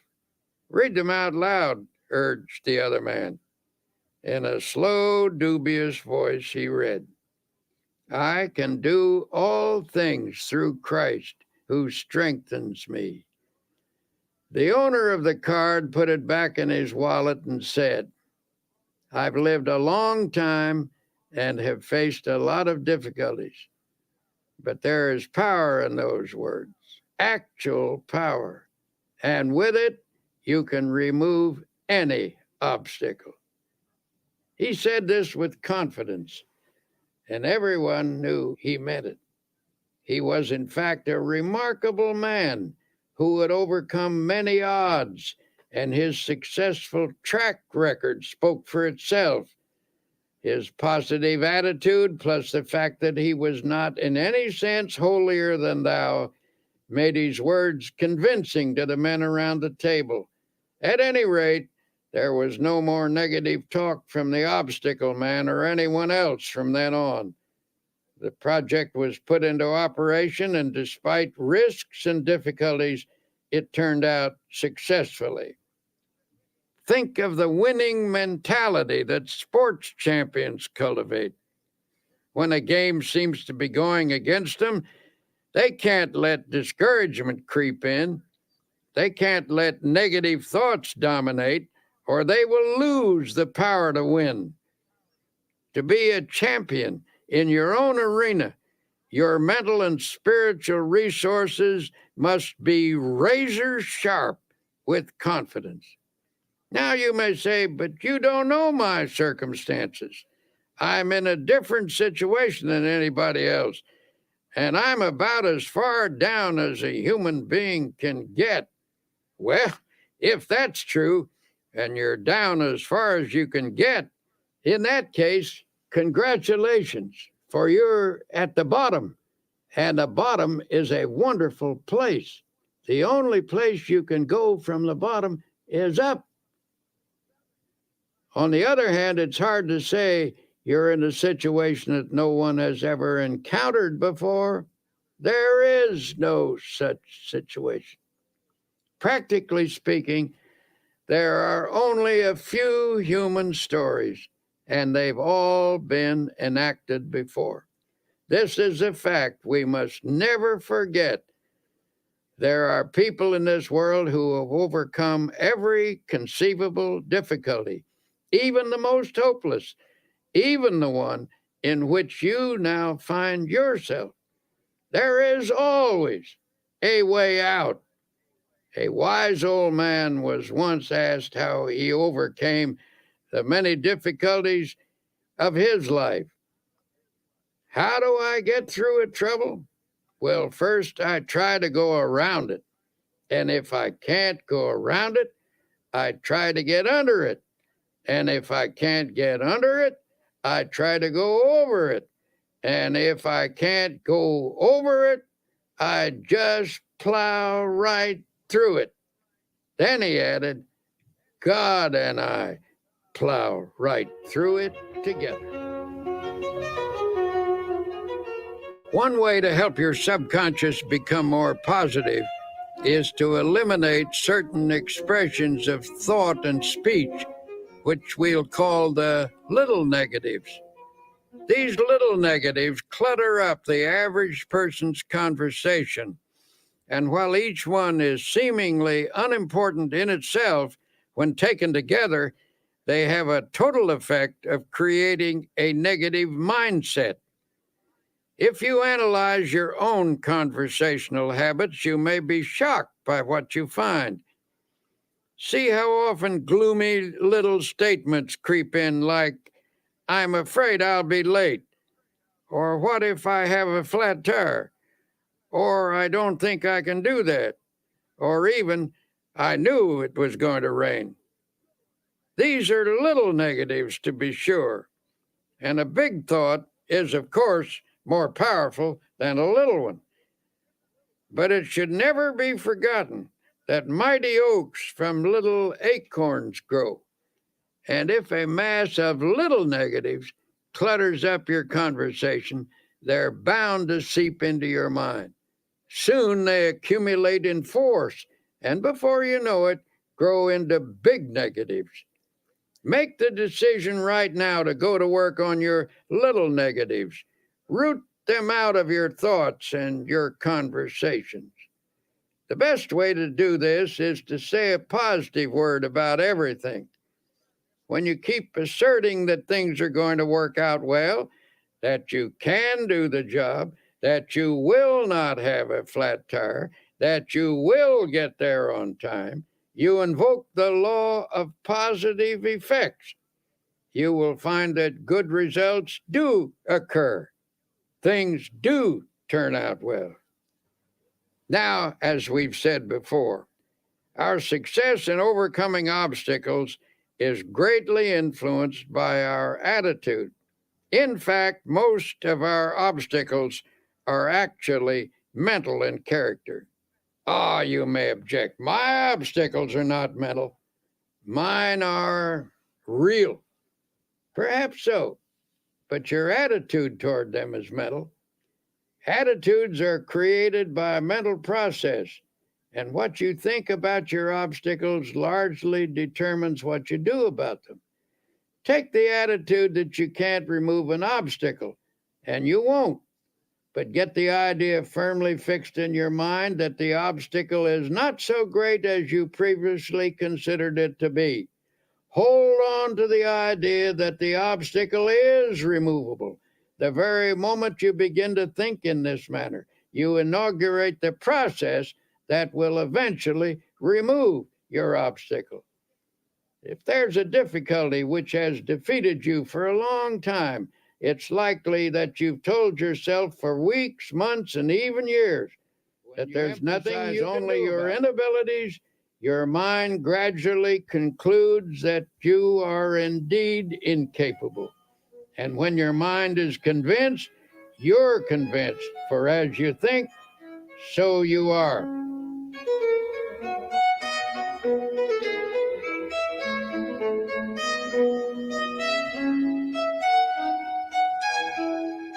Armed with a new attitude, now take another look at that obstacle that's been bothering you. You will find that it isn't so formidable as you thought. Say to yourself, the rough is only mental. I think victory, I get victory. Remember that formula. Write it on a piece of paper, put it in your wallet, stick it over the kitchen sink, put it on your dressing table and on your desk. Keep looking at it until its truth permeates your whole mental attitude, until it becomes a positive obsession. I can do all things through Christ who strengthens me. What may seem to be a difficult proposition is hard or easy depending upon how we think about it. Some of America's greatest thinkers tackled this question of attitude, and each came to the same conclusion. Ralph Waldo Emerson believed that the human personality can be touched with divine power, and through this channel, greatness is released. William James pointed out that the most important factor in any undertaking is one's belief about it. And Henry David Thoreau told us that the secret of achievement is to hold a picture of a successful outcome in mind. I frequently receive letters from people who discovered just how practical the I don't believe in defeat approach can be. One man wrote to relate his father's story. My father was a traveling salesman, the letter began. Every year he changed the line of goods he would sell and tell my mother that this was the last change. He always said that next year our problems would be over and we would be on Easy Street. But Easy Street never happened, and my father was always tense, always afraid of himself, always whistling in the dark. Then one day, a fellow salesman gave Father a copy of a little 3-sentence prayer. He was told to repeat it just before calling on a customer. Father tried it, and the results were almost miraculous. He sold 85% of all the calls he made the first week, and every week after that, the results were wonderful. Some weeks his percentage ran as high as 95, and Father had 16 weeks in which he sold every customer he called on. Father gave this prayer to several other salesmen, and in each case, it brought astounding results. Here is the prayer. I believe I am always divinely guided. I believe I will always take the right turn in the road. I believe God will always make a way where there is no way. Obstacles exist, all right, but even if we don't dream them up, most of the time they're not really as difficult as they seem. It's your attitude that counts, your attitude which gives obstacles their power or lack of power.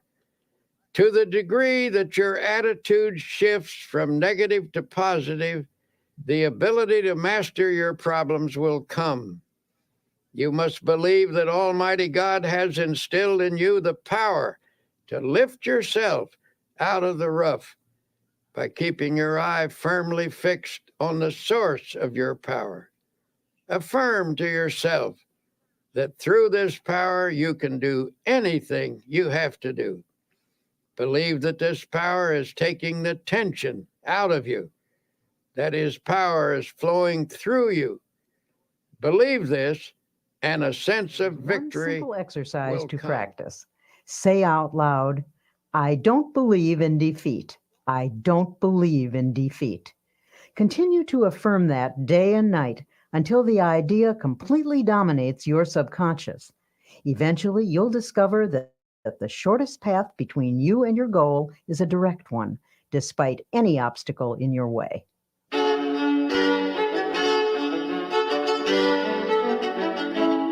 Here you will discover the practical secrets that can lead to a life in which dreams are achieved and expectations are fulfilled. As Dr. Peel says, life cannot deny itself to the person who gives life his all. So, as you listen, keep in mind your most burning desire. Surely there's a way to make it come true. Have you been trained to believe? Are you convinced that you can successfully complete any task you set for yourself? Or are you a doubting Thomas? Do you shrink from even hoping for the things that you would love to accomplish? When you begin something, what do you really expect to happen? If you haven't been doing too well at achieving your goals, perhaps it's time to examine your expectations. It was William James who said, "Our belief at the beginning of a doubtful undertaking is the one thing that ensures the successful outcome of the venture." Rule number one, when there's something you want, learn to believe. The Bible teaches a technique for obtaining spiritual power, a method which emphasizes how a person can make something of himself. When released, this power can provide one of the greatest forces in human nature: belief, positive thinking, faith in God, faith in other people, faith in yourself, faith in life. This is the essence of the technique. If thou canst believe, it says, all things are possible to him that believeth. If you have faith, nothing shall be impossible unto you. According to your faith, be it unto you. Believe, believe, believe. So it drives home the truth that faith moves mountains. For those who are serious about getting the best out of life, I will once again suggest that you read the New Testament. Notice the number of times it refers to faith. Select a dozen of the strongest statements about faith, the ones you like the best, then memorize each one. Let these faith concepts drop into your conscious mind. Say them over and over again, especially just before going to sleep at night. By a process of spiritual osmosis, they will sink from your conscious into your subconscious mind, and in time, they will restructure your basic thought pattern. Believe that you are experiencing this upthrust of force. You will be amazed at the lifting power you will receive. Naturally, in this process of achieving the best, it is important to know where you want to go in life. You can reach your goals and make your dreams come true only if you know what you want. Lots of people get nowhere simply because they don't know where they want to go. They have no clear-cut, precisely defined purpose. You cannot expect the best if you think aimlessly. I was once consulted by a 26-year-old man who was dissatisfied with his job. He was ambitious to fill a bigger niche in life and wanted to know how to improve his circumstances. In the course of our conversation, I asked him, "Well, where do you want to go?" The young man replied hesitantly, "I don't know exactly. I've never given it any thought. I only know that I want to go somewhere other than where I am." "Well, what can you do best? What are your strong points?" I then asked. "I don't know," the man responded. "I never thought that over." "But what would you like to do if you had your choice? What do you really want to do?" "I just can't say," came the response. "I don't really know what I'd like to do. I never thought it over." Finally, I said, "Now look here. You want to go somewhere from where you are, but you don't know where you want to go. You don't know what you can do or what you would like to do. You'll have to get your ideas organized before you can expect to start getting anywhere." And that is the failure point with many people. They never get anywhere because they have only a hazy idea of where they want to go and what they want to do. No objective leads to no end. A newspaper editor, an outstanding man in his field, was once asked, "How did you get to be editor of this important newspaper?" "I wanted to be," he said simply. "Is that all there is to it?" he was asked. "You want to be, and so there you are?" "Well, that may not be all of it, but that was a large part of the process," he explained. I believe that if you want to get somewhere in life, you must make a clear decision about what you want to accomplish. Be sure it is a sound objective, then photograph this goal on your mind and hold it there. Work hard, believe in it, and the thought will become so powerful it will tend to assure its own success. I've found that there's a deep tendency to become what your mind pictures, provided the objective is sound and you hold the mental picture strongly enough. Then the editor pulled a well-worn card from his wallet and said, "I repeat this quotation every day of my life. It has become my dominating thought." Here is what the card said: "A man who is self-reliant, positive, optimistic, and undertakes his work with the assurance of success magnetizes his condition. He draws to himself the creative powers of the universe." It is indeed a fact that the person who thinks with positive self-reliance and optimism does magnetize his condition, and this releases power to attain a goal.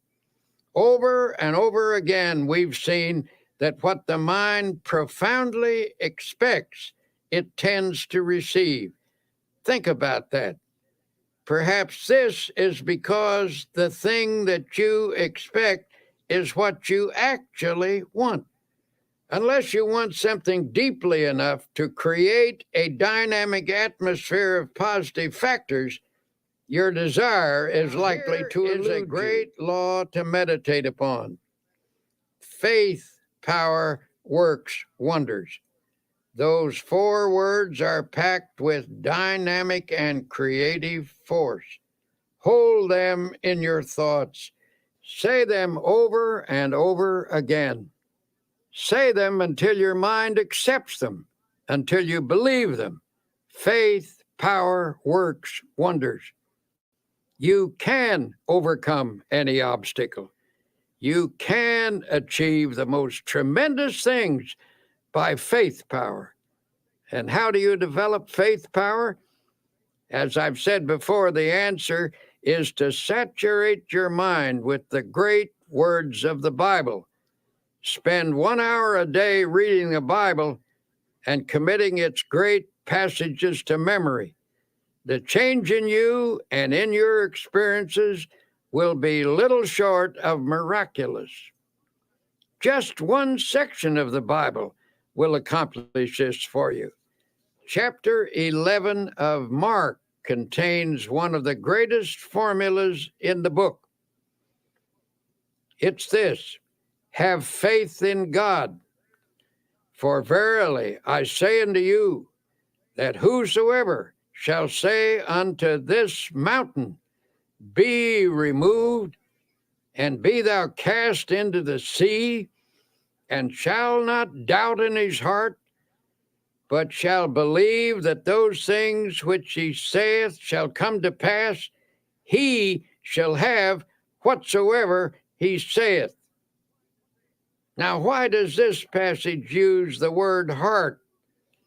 Because it means that you are not to allow doubt into your subconscious, into the inner essence of you. And this doubt is not the kind of superficial doubt which normal, intelligent questioning raises. Rather, we are instructed to avoid the deep, fundamental doubt that obstructs the flow of faith. Another interesting thing to note about this passage is that we are told, ye shall say to this mountain. The reason great things don't happen to some people is because they aren't specific enough in their application of faith power. In other words, don't address your efforts to the entire mountain range of all your difficulties. Attack one problem at a time. Be specific. If there's something you want, what is the best way to go about getting it? In the first place, ask yourself, should I want it? Test the question very honestly in prayer to be sure you should want it and whether you should have it. If you can answer that question in the affirmative, then ask God for it and don't be backward in asking him. And if God, having more insight, believes that you shouldn't have it, you needn't worry, he won't give it to you. But if it is a right thing, ask him for it specifically. And when you ask, do not allow doubt in your mind. These were suggested to one man who perpetually expected the worst in all aspects of his life.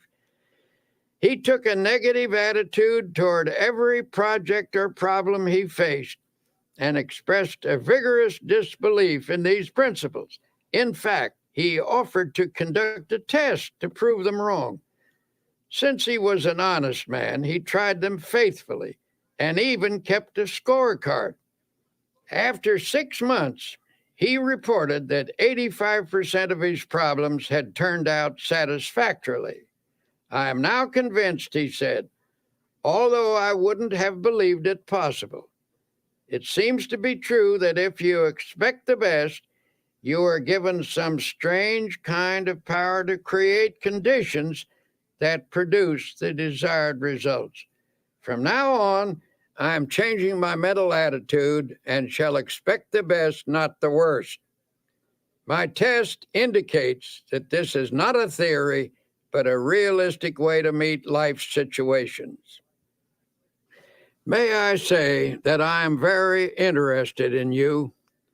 So every day as you confront the problems of life, I suggest that you affirm as follows. I believe that God gives me power to attain what I really want. Never mention the worst. Never think of it. Drop it out of your consciousness. At least 10 times every day, repeat to yourself, I expect the best, and with God's help, will attain the best. If in the depths of your mind you visualize the best, and employ the powers of faith and energy, you will get the best. If with all your heart, that is the secret. If with all your heart, that is to say, if you reach out creatively toward your heart's desire with your entire personality, your reach will not be in vain. So expect the best. Never think of the worst. Drop it out of your thoughts. Let there be no thought in your mind that the worst will happen, for whatever you take into your mind can grow there. So take in only the best. Nurture it. Concentrate on it. Emphasize it. Visualize it. Prayerize it. Surround it with faith. Expect the best at all times, and spiritually creative mind power, aided by God power, will produce the best. She my little dog, she my best friend, and I got big shoes, this ain't no size 10. The way I'm rocking it, the way I'm walking in, the way I'm walking in. Cause she my little dog, she my best friend, and I got big shoes, this ain't no size 10. The way I'm rocking it, the way I'm walking in, the way I'm walking in.